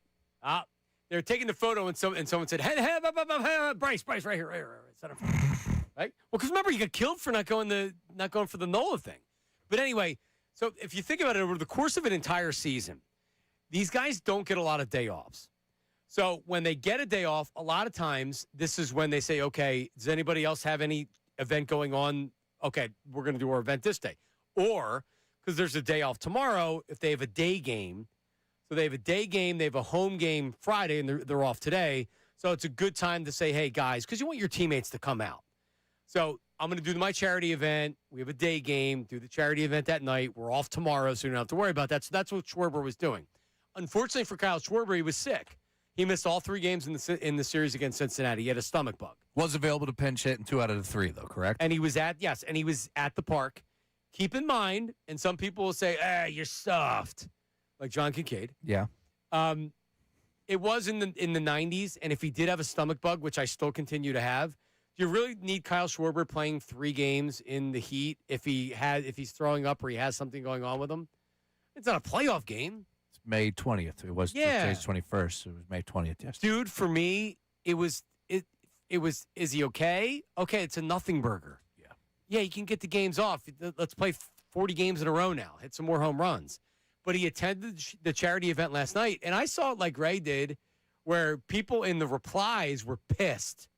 Oh, you can go out to your party, but you can't play? I need to know who these people are that actually think that. Couldn't swing a bat today because he's sick, but he's had a block party. I'm not trying to be crazy, but he's missed 3 games in a row for an illness, and he's going to a party? I thought he was sick. So that's what I'm saying. Like, to me, a lot of these are just parody. Put this out there because you can be a jerk. Glad he's healthy enough for that. Yeah. He can't play baseball, but he can attend a bleeping block party? Oh, good God. Yes, he can. Slap some of these people. You know why? It's at Union Transfer. All his teammates made arrangements to go. And unless he's so sick that he has to be in bed or he's throwing up, he needs to show up and he needs to do his best to be there. It's a big deal. You're raising thousands of dollars for notable charities, and it is possible to go and tough it out and be at this event and then go home. Like, should Donnie Baseball have played him just because he was having it that night? I mean, I do get it from this. Like with my kids, my daughter will miss school but want to go to practice or go to this. It's like, no, if you don't go to school, you don't go to practice. That's simple. So you're taking off today. Just remember, you have practice tonight, so you don't go to practice. And that's how it is. That's how it was for me. That's how it is for my kids. But, like, he's not 7 years old. He's not 8 years old. And there's a lot of dollar signs, and there's a lot of planning that went into this freaking thing. So, yeah, you tough it out and you go. He looks fine to me. Yeah, your daughter isn't making $30 million a year to go play, It's a pretty important event that he's putting on, and I honestly, there's just no way that these people, if you take them off the social media timeline, would feel it. So, is there one or two? Sure, you could always find somebody that just is completely off the wall. But the issue I have, honestly, I have more of an issue with like people that are in the media going, "Oh, you guys are like coming over the top." Somewhat what we're doing here, giving life to those comments, allowing oxygen to hit some of those mouth breathers that are putting that on the timeline because they just don't feel that way. There's no shot. You can't be an idiot to think like on May 20th, Schwarber's got to be in there. No, dude. Right. He's not feeling good. It was 100 degrees. You're obviously dehydrated when you're sick. Like, there's no issue. Shut up. He looks healthy to me. Can't is funny. swing a bat, but he can drink a beer at Right. his block party. Well, he's got the base. Look at him laughing. What Twitter account is that? John Kincade Burner? At John At Kincade John Burner? Or at John Kincade? At JK Burner. Schwarber has often spoken about his personal connection to this cause. His father is a retired police chief, and his mom worked as a police dispatcher. Really? And his sister's currently working in law enforcement. Dude, he's an ace. He really is an ace. More and dude's more. awesome. Yeah, more and more I learn about Kyle Schwarber. God, I love him. 4th overall pick. I don't think I've heard that. I don't think I knew that. Big time prospect. Yeah, I knew the catching stuff because I've seen video of it, but this guy delivers and just a normal human being too. Like, if you saw him out walking down the street, you're like, "What's up, Schwarbs? What's up, Kyle?" I've had him on a couple times, and he's awesome. Yeah, normal dude. He's a good interview. Talk football with him. Yep, And- Indiana too, especially national Yeah, champions. Talk other sports with him. He's a big sports fan. I bet you we would have a connection. Yep. We're both Vegas Raider fans. Yep. See? I'm sure he's just dying for Mendoza to. Yep. Oh, you don't think he believes in his boy? For sure. Yeah, he does. Yeah. Yep. I mean, like the acting skills on the Cure Auto commercial, excellent. Yeah, the best. I got nominated for a local Emmy with the other news people. I know my guy, Eric Poe. Shout out. Curado. Great Right. man. So, well, there you go. The one thing I do take away from this picture of all of them, aside from Bryce Harper being the center, is that Andrew Painter looks like he won a contest as a high schooler to stand with a professional sports He's team. goofy looking. Wait, really? Donnie Baseball, the get up did not jump out at you? Well, you already had that Okay, takeaway. all right. I'll leave the Jordan conversation That to did you. jump out at you, though? Am I out of my mind for like, look at the way Don Mattingly is dressing. How old is he? Yeah. 66? All right. He's not dressed in his age, for sure. I will tell you this. I'm putting that in the back of my mind.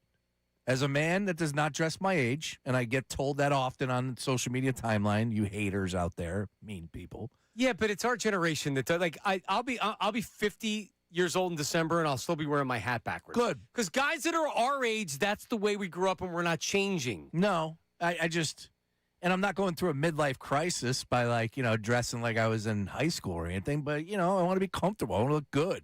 Don Mattingly looks good in that picture. Good for him. He sure does. It is fun. It does come off like the Steve Buscemi meme. Hi, kids. Pulling the skateboard out of the back pocket. Kind of has that vibe, just a little bit. I'm trying to look at the rest of the picture. John Middleton? Really? Wine in hand? No wine in hand. Hide your Tim Kelly. Is it this year or last year's, though? I may not be. I don't know if I'm looking at this year's picture or not. I'm telling you, Johnny Callison wouldn't have missed any that of was these games. That was last year's. Because the picture from this year is it's not very clear. Because I'm trying to look at the picture, the group picture. I haven't seen that. Oh, yeah. Painter is jumping off the page there. Because he's really tall. The hair's goofy. Yeah, he's kind of gangly. I say this as a guy that if I shaved, I probably also would look like a high schooler that got lost in the crowd of a professional sports team. So I'm not trying to come at Painter for looking young. He just looks very young. Look at your boy front and center, though, Otto Kemp. That's Otto, right? Handsome guy. You little short guy. Handsome. Probably 5'10", right? He'd kick my ass, but yeah. I think like Felix Reyes is disappointed that he got sent down this week. You think he was looking forward to the charity event? I would have been. Feel that way where it's like, man, Well, I got to go back up. they have today off, so I bet you last night was hitting. I bet you last night was a good time. Yeah, Otto Kemp may not have went right home last night after the event. No, I would imagine the boys were out. If he's not getting hits, he better go home. Yeah. Focus on hitting the baseball. That's a real take. That's my take. Bet you the boys made it down to Delaware Ave, if you know what I mean. You think? Yeah, it's actually right down the road from Union Transfer. The issue with that, we got a lot of family men on this. Like, a lot of them are just going back to kids. No, I know, but like the younger guys, Yeah. Like you have the day off. You don't get a lot of days off where it's like you're out, so you don't have to like muster up the strength or the. Hey. Well, I just mean, think about it, like the young guys on this team. Even the young guys on this team are. I mean, Marsh, I imagine, made his way out. Like, yeah, we could go there. Well, Marsh is. I bet you Bone made it out. Dude, isn't he on a leash? I don't know. I mean, there's lawsuits where it's the girlfriend's jeez. uncomfortable and staying in houses that the owned by the LLC. Again, it's not. This isn't Manhattan. All right, there's not a lot popping on a Wednesday night. It's Whoa, time out. You can find a good time on a Wednesday. The garage. Just ask Ray. I didn't say you can't find a good damn time. I'm just saying from a ball player's perspective where they don't want to be bothered. Right. Like you can't just. No. The young guys want to be bothered. Yeah. Bryce Harper doesn't want to be bothered. No. Otto Kemp wants to be bothered. I'm telling you, most of those guys went home. I agree. Oh, well, give me the percentage. Yeah, I'm not going to deny that. All right, let's go around the diamond. Bryce Harper goes home. Trey Turner goes home. Bohm? I think Bohm was out. Could have went out. Bohm was out last night. I'm with Ray, 50-50. Okay. Stott, Depends. Home. Stott's home. Multiple kids. Stott's home.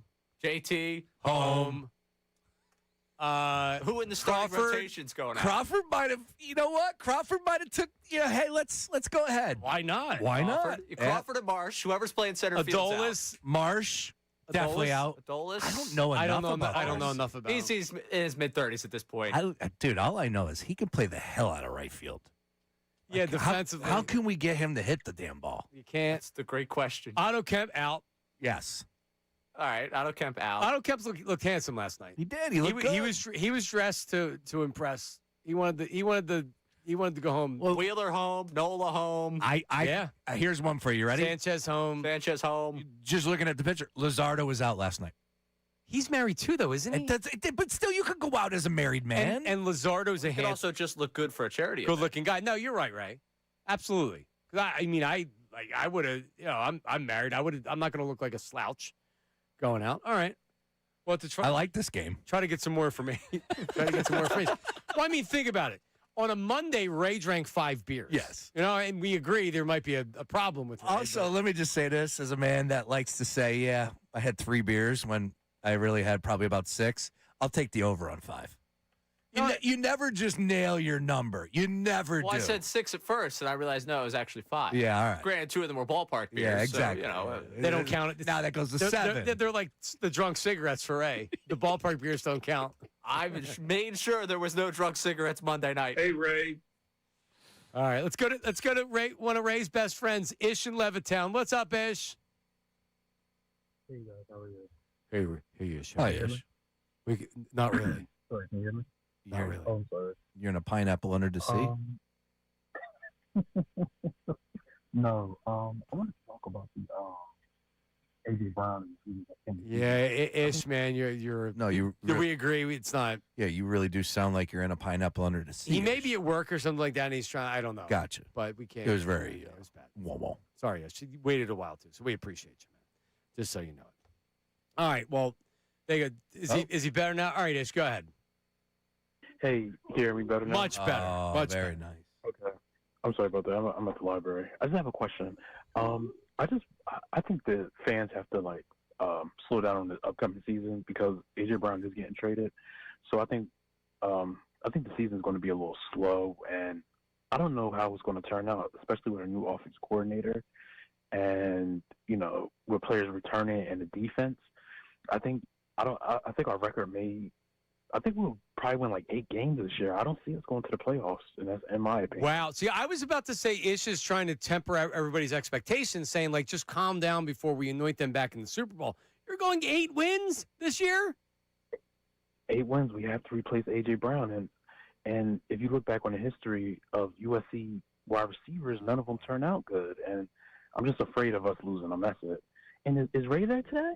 Let me check. Ray, you here? I'm here. Ray, I heard you had a couple beers with your best friends. You was drinking under the bridge with all your pals, and the police caught you and took you home to your mom, and your mom gave you a spanking and made you stay in the room. Is that true, Ray? No. Did you have beers? It's literally not true. I just ask you, Ish, if it's going to be just a few calls a month. Make them good. We're not getting quantity or quality. What library are you at, Ish? Yeah, where you at? Why are you at a library? I'm doing homework. Oh, are you a student? Yeah, I'm in college. Okay. All right. Ish. All right, Ish. What's your major? Business and management. Okay. That. All right. Fancy. All right, Ish. All right, buddy. Good to talk to you. Nice Thank work. you. Ish. Clearly not comedy. Ooh. You're going back at Ray. By the way, like, the idea that USC wide receivers aren't good, like, just right now in the NFL, Amon-Ra St. Brown, Drake London. I'm actually a bigger Michael Pittman fan than a lot of people. I actually thought he'd be a good counter to a good balance to Devontae Smith. So a couple names right there. And Jordan Addison's a good name. Jordan Addison, who hasn't had as good of a career as a lot of people thought, but he's still not a bust. Yeah, really good receiver. And that's just current players. How about that Keyshawn Johnson? He was pretty good. Steve Smith, USC? Steve Smith, no, not the Steve Smith you're talking about, the Giant Steve Smith. No, that's what I was yeah. There's this guy named Nelson Aguilar. Now, you didn't catch, if you ask, the guy that caught the baby, thank God he didn't have to catch the baby. And Nelson Aguilar gets a bad rap. Super Bowl year, he did really good. Think about the Super Bowl he had and a little bit of a run there to get him there. So I defend Nelson Aguilar, unlike a lot of other people. But 8 wins, and if the Eagles win 8 games next year, there'll be nothing standing in the city. It will burn. Ooh, that's not good. So you better hope there's not 8 wins next year. Yeah, that would be 2 seasons. And again, for whatever reason, I hate to go back in time. I know the reasons, but not a lot of people were believing in this team. Obviously, everything came to a screeching halt as a favorite at home in the first round of the playoffs. So you're not. Everybody views last year as a not so much a disaster, but definitely nothing good came from it. That's for sure. All so right. you can't have back-to-back. Earlier, we were talking about, is this really a prove-it year for Jalen Hurts? Here is a voice memo on the Davis Honda text line. Go. What's going on? This is Flip from Freehold, New Jersey, delivery driver. I think this is a prove-it year for Nick Sirianni. Jalen Hurts, I understand he's not the best passer, but he's one of the best quarterbacks we've had in a long time. And we're blaming him? I just don't understand it.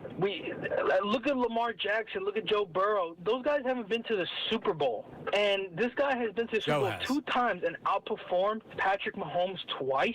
I mean, this is Sirianni's fault. He's the one who hired Kevin Patullo. He's the one for the terrible season we had last year. This is Nick Sirianni's fault. He is on the hot seat. Jalen Hurts should not be on the hot seat.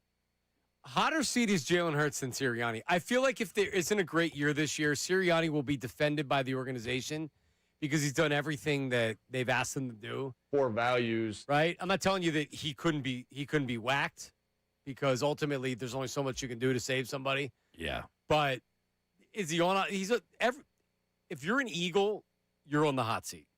Period. Nobody's safe. Fans are calling for Howie Roseman to get fired back in 2021. Look at the run. That was after winning the Super Bowl. He doesn't get this A.J. Brown deal right. I might be singing a different tune. Just saying. Yep. Yeah, you. Yep. Hey, real quick, I want somebody hit up in the comments on the Donnie Baseball. Not only is he wearing Jordans, I'm caught up on this. Sorry, he's wearing a thing called it's a special type of Jordans, Spikesies. I don't even know what these are. Apparently, Spikesies is a legendary hybrid sneaker that combines elements from iconic Air Jordan models. So not only is Donnie Baseball rocking J's, they're custom made. He's rocking J's that I had no idea even existed. So someone gave them to him? I mean, he is Don Mattingly. It is Donnie Baseball. Hey, we're not Yankees fans. We're from New York, so we don't look at him the same way. He's Donnie Baseball. It's Don Mattingly, yeah. I would love. Can we get him on the show? No. We can't talk to. No.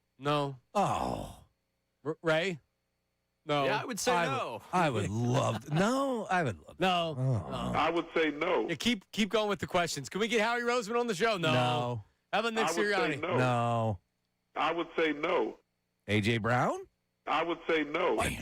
Maybe. No, there's a better chance of A.J. Brown than those other guys. I hope he doesn't read his DMs. Yeah, now there's not. You shot that one down real quick. Sean was trying to fight with him in his DMs today. In my defense, I was just asking a question as a big J over here. Hey, what did you ask? Why did you not invite number one to your wedding? As a big J. As a big J. Yeah. I take my job serious, right?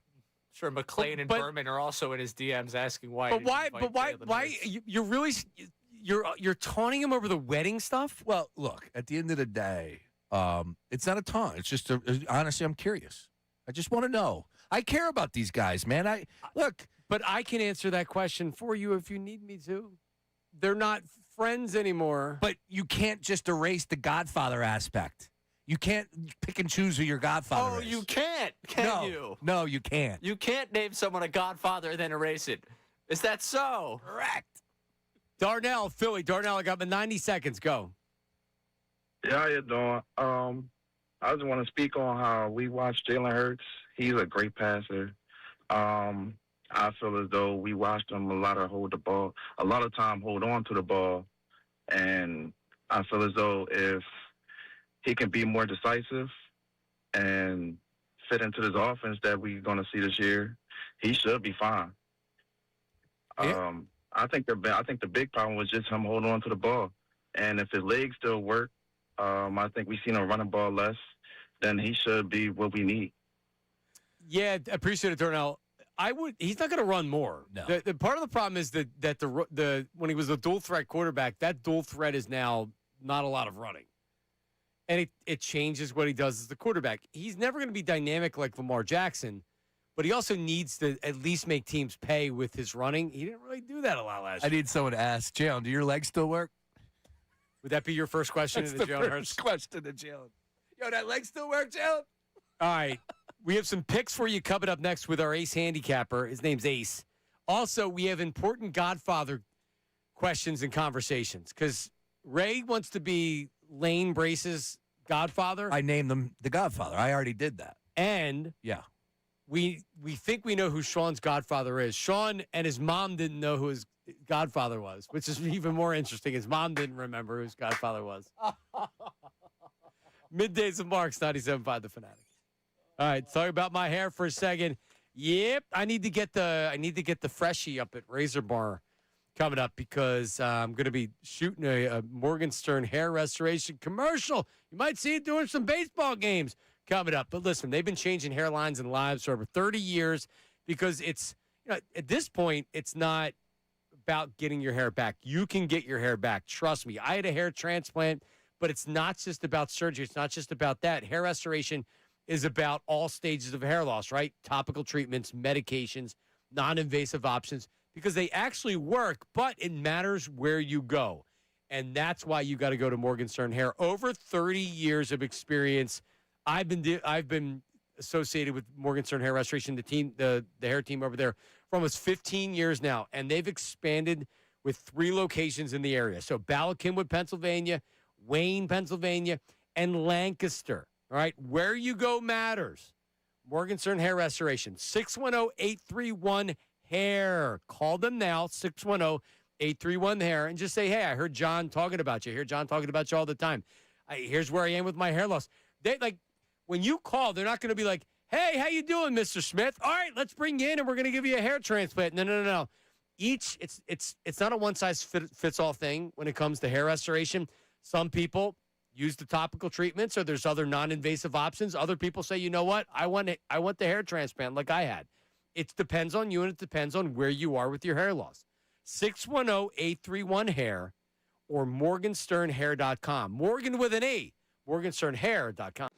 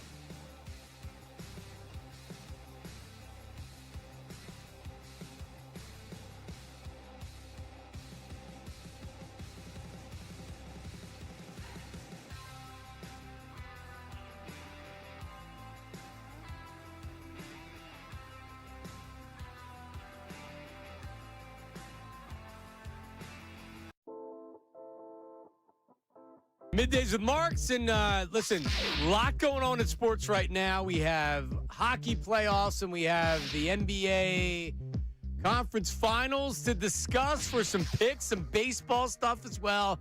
We go to our ace, and his name is Ace, and he joins us right now. He had some winners when he joined us last week there, Sean Brace. How about that? Ace, you there? What's going on? Hey, guys, how are you? Good. Absolutely looking forward to a great sports betting weekend, and want to offer all your listeners an opportunity to get involved on those free picks. Very simple. I try to make it real easy. It's just text the free picks to 631-805-6165. You'll get my top-rated free pick for 7 straight days. Every day, that's it. You just text the word free picks to 631-805-6165 once. You'll be enrolled. You'll get my top-rated free pick, whether it be baseball, NBA playoffs, hockey, as you mentioned. A lot going on right now, and I cover it all. The sports betting and market is something you got to stay on top of. That's what I do. I got your back, my friends out there. So you're looking for sports betting help, just text the word free picks to 631-805-6165, and I got your back. All right, pretty interesting game one in the Eastern Conference Finals. Looking to game two, what do you think, Ace? Some tremendous basketball so far in both conferences, absolutely. I mean, you can't get any better drama than the NBA playoffs right now. And you know what? You come off of a game like that if you're the Cleveland Cavaliers. Nobody gave them much of a chance in the game, coming off of an exhausting Game 7. They had to get by Detroit, second Game 7 series. They've now played 15 games. The Knicks have played 10, excuse me. They're 8-2. They're sailing along right now. The Knicks 9-2, having won 2 series, 4-2, 4-0, and now this one. Cleveland's got to be tired. You saw that in the second half of that fourth quarter. An amazing, historic comeback. Up 22 with 7:49 left. How does the team come back from that? You saw Mitchell afterwards, trying to put the game behind them as if, hey, it's just one game. Is it really just one game, or does that game have kind of a lasting effect? You saw Atkinson. I'm not sure what kind of stuff he was smoking, actually trying to talk about how Harden was their best defender. What game was he watching? He gave up 10 field goal attempts in that fourth quarter, directly targeting Harden on every single attempt, gave up 8 baskets. I mean, Brunson obviously took over, but it was because they were targeting Harden. Is something going to change tonight? They've won 8 straight games, the Knicks. Their bench depth was absolutely a factor in the game. Alvarado being the pest that he is. Shamet hitting some big shots. They've got a very, very deep team, leading all the playoff teams right now in second chance points on offense as well as on defense. So they're getting it done everywhere. Right now this line dropping to 5.5 tells me that somehow there's some money coming in on Cleveland. Yep. People think maybe the Cleveland's got a chance. Obviously, yeah, they're going to take the court tonight. They've got a chance. Other teams aren't taking the court, have no chance. But give me a break here. The Knicks are soaring right now. That game will have an everlasting effect. I don't see how Cleveland's supposed to come back from that one. They're going to be exceptionally tired in this game as well. They're going to take Harden off the court to hide the fact that he can't guard anybody at this stage in his career. He's got no lateral movement whatsoever. They're going to target him every time he's on the court. And besides that, they were out rebounding the daylights out of him. An incredible comeback by the Knicks. I don't think it's going to take a comeback tonight. They jump on them early, and they get a big, big lead and take up that 2-0 series before they head back to Cleveland. All right, so you like the Knicks, 631-805-6165. Text free picks, and Ace will help you out with the rest of the series and also the Western Conference. All right, so you had something you liked in baseball. I know the Phillies aren't playing tonight, but you had something you liked on the Phillies, Ace? I do, yeah. They're starting their series tomorrow against Cleveland. Got one of their aces on the mound, Chris Sanchez, up until the other day, tied for the league lead in strikeouts with Mizorowski until he put up 8 strikeouts the other day for Milwaukee. But Donnie Baseball, they lost those last 2 games to Cincinnati, as you guys know, but 16-6 since they've got him. He's got them back at 500. Largest lead of any division right there. They're 9 games back, tied with Washington. I certainly expect them with their starting lineup. I absolutely love their pitching staff. And Schwarber on pace to have a historic season. He's going to keep going. He's going to get into the 60s. I wouldn't thought for him to get the 70s. You got 475 to get the odds there on the Phillies to win that division, plus 475. Give me Donnie Baseball, a guy that came so close to finally getting his ring last year, just an out away with Toronto. Maybe he gets it done this year with the Phillies when nobody expects him to do anything. Now here he is leading the comeback of all comebacks with the Phillies. They're right back to where they need to be and in position. 9 games back, give me the Phillies at plus 475 to win the division. I like those odds. Yeah, it is good value, right? If you think about that beginning of the season, what you would have had to pay to get the Phillies as a division winner. And now, like, the Braves have a little bit of a lead, but still not that much. All about value, absolutely. Get that plus 475 on value alone. Ace Seminara, tell people how they can reach you for all of your fantastic picks. Text the word free picks. I'm here monitoring the sports betting market like nobody's business on your behalf. I want to make sure you guys get winners. Text the word free picks to 631-805-6165. That's simple. Ace, thanks, buddy. We'll talk next week. All the best. Have a great weekend, boys. Thank you. Ace likes the Knicks tonight, minus 5.5. Yeah, I can get down with that. Little light? It's been bet down. It's not 8. Not a lot to like about Cleveland when it comes down to it, right? Like, I think that the rest factor really came in. I think rust came into a factor for the Knicks, and I think you're going to get a really good Knick performance tonight. So here's what I'll say, and this is not to go contrary to Ace's pick. It's sometimes, like, when you come back from a lead like that, and from a deficit like that, and you win the game in overtime, and you dominated them as much as they did, is coming out for the next game, like, you're feeling pretty good about yourselves, and Cleveland literally just choked. Oh, yeah. We said it was the biggest choke in sports. It was really hard. One of the biggest chokes in It was sports. almost impossible to lose that game. It was 99.9. Yeah. And they did. They found a way to lose it. So does that kill the Cavs for the series, or do they come back and they say, we ain't going out like that? No, I don't think the Knicks. I didn't think the Knicks were losing this series, but I do have an issue. I just think Madison Square Garden's going to be rocking. Give me the Knicks. I can't wait to watch the game. Yep. All right, that's coming up. The Godfather conversation is next. Godfather Ray, can we make his dream come true with Sean's son? And the YouTube chat recap. That's coming up next. Middays with the Marks, 97.5 The Fanatic. The Eagles knew who they were playing, but now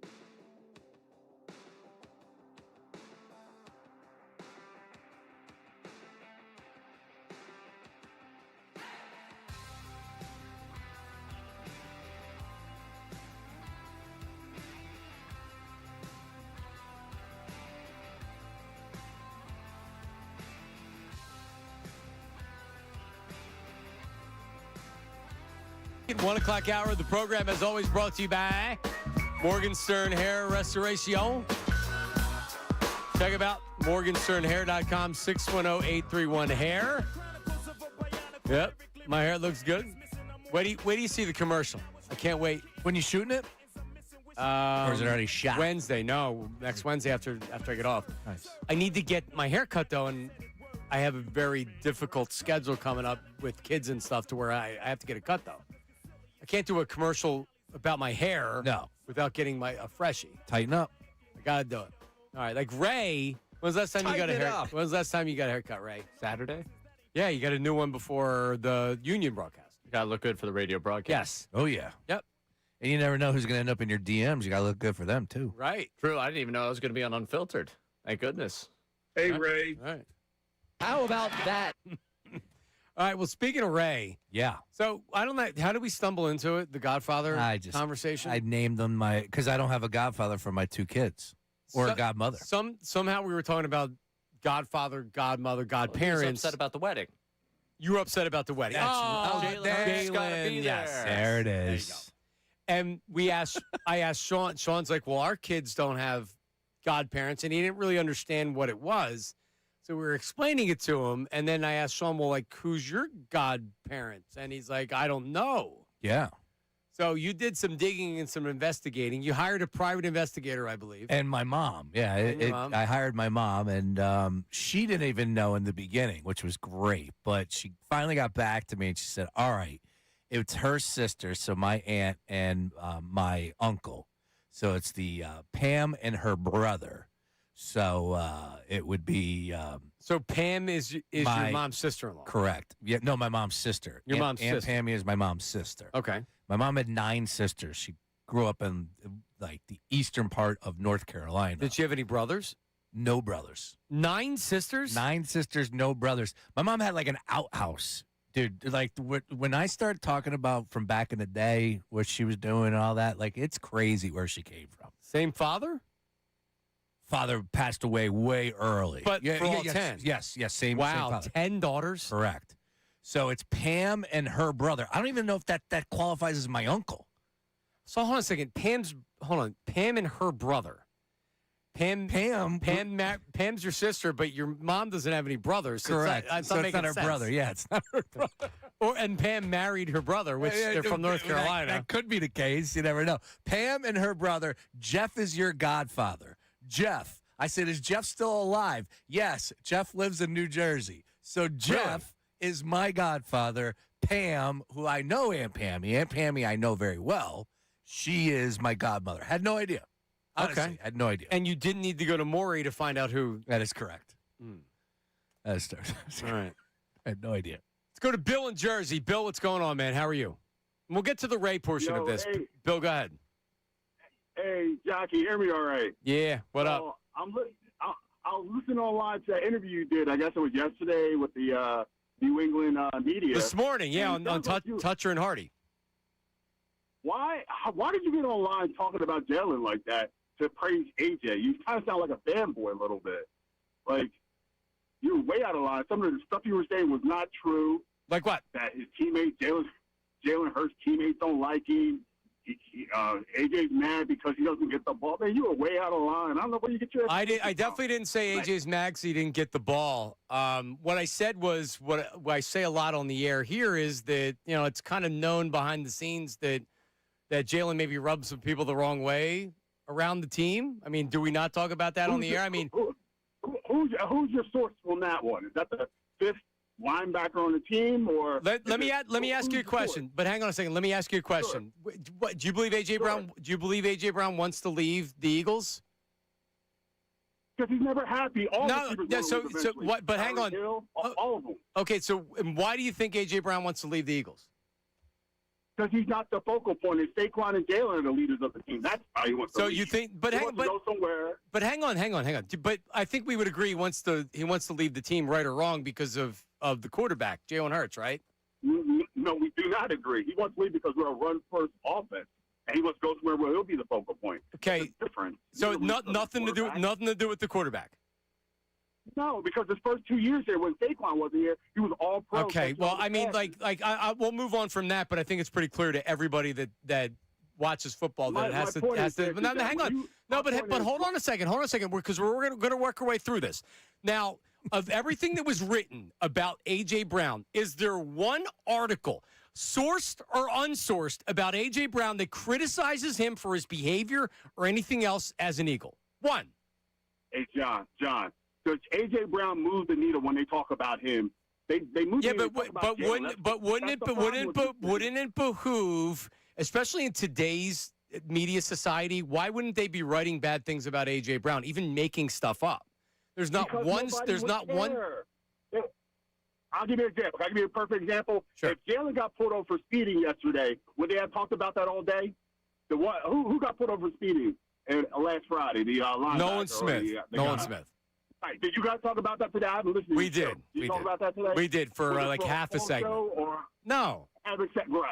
Right. So this is the point. It's all about Jalen in Philadelphia. If AJ, hang on a second. If AJ Brown got pulled over for going 137, would we talk about that today? I don't think so. I don't know. Because we're talking about nothing else but Jalen Hurts. What are we talking about all day? So Bill, to your point, hang on. To your point, the quarterback matters more than anybody else. But again, I'll just re-ask the question. Where is the story about A.J. Brown being the bad teammate, being the bad guy, being talked about by anybody in the organization or anybody outside the organization that A.J. Brown's a bad guy? The story doesn't exist for a reason. All right. You asked the question, I'll answer it. Well, it can't be like a Shady McCoy because they're friends, so he gives them all the sources. So A.J.'s the leak. He's the rat. That's why they don't say anything about him. But I want to answer this question. You always talk about how great these other quarterbacks are. If they're so much better than Jalen, why can't they win if they have a little bit less talent than the Eagles? So Bill, do this for me. Listen to the beginning of the show where I that exact point I talk about, which is the dude wins. I mean, the dude just wins. Shawn went screaming and yelling about Jalen Hurts this morning. I did. I like Bill. Me too. Bill has Jalen in his bio. But I mean, let's at least keep it real. Are we really going to pretend that AJ and Jalen's relationship is fine? No. Yeah, that's. Are we really gonna pretend that everybody that covers the team and is around the team doesn't say correct? Yeah, Jalen's kind of a different dude and he does rub some people the wrong way. I mean, Shawn, is that fair to say? That's fair. I think that's fair. Do they hate Jalen? Never said that. No, definitely not. And AJ is definitely a type of cat, right? AJ is AJ. Doesn't surprise me one bit that he wants out, and that it does surprise me that they don't get along, and he's not inviting him to the wedding. He's his godfather of his child. You hate to bring it back up, but it's part of the equation at this point in time, right? YouTube chat recap. What do we got? It's time for the YouTube chat recap. How about filling us in? Let me tell you something else, man. Watch us live on YouTube every single weekday. I can't lie. Let me tell you something. It's the Middays with Marks YouTube chat recap. Yep. Gage Wood sounds more like what Brace does in a locker room rather than a pitcher's name. Wow. JM from the chat. How about that? Well, you're on the record as you like Sidney Crosby's caboose. That is what this segment is all about. Nice work by you. That's a great line. Gage and Wood. That's a hell of a name for a podcast. We had the caller call in that was in locker rooms with Bob Myers when Bob Myers was getting changed. Oh, my goodness. Thank you. That was a great line. Great line, dude. That's Shawn's new player. Gage and Wood. Gage Wood. Yep. What's next? Threes need love, too. Just saying, Ray. Dawood from the chat. Ooh. So you said that the girls that DM'd you were attractive ladies. I don't know where Dawood was getting that from. Yeah.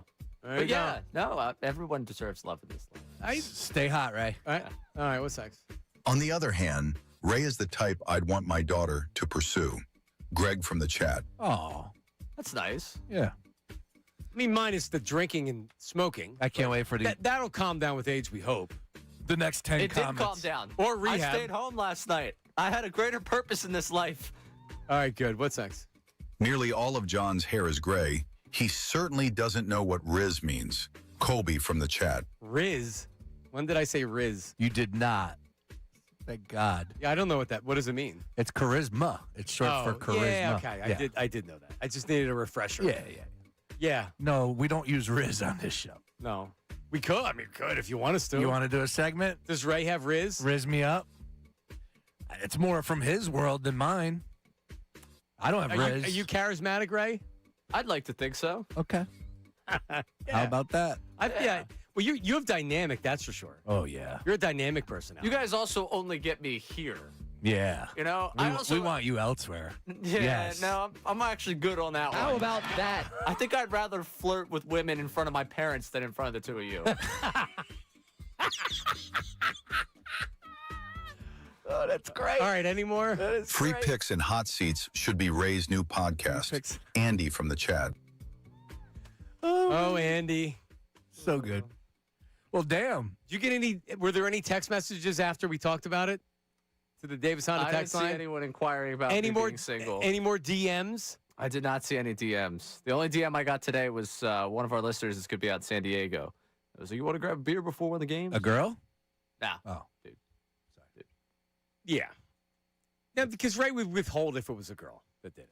He withholds him. Keep those DMs open, though. All right, listen, more Godfather talk tomorrow because Ray is trying to align himself to be Lane's Godfather, Sean's son.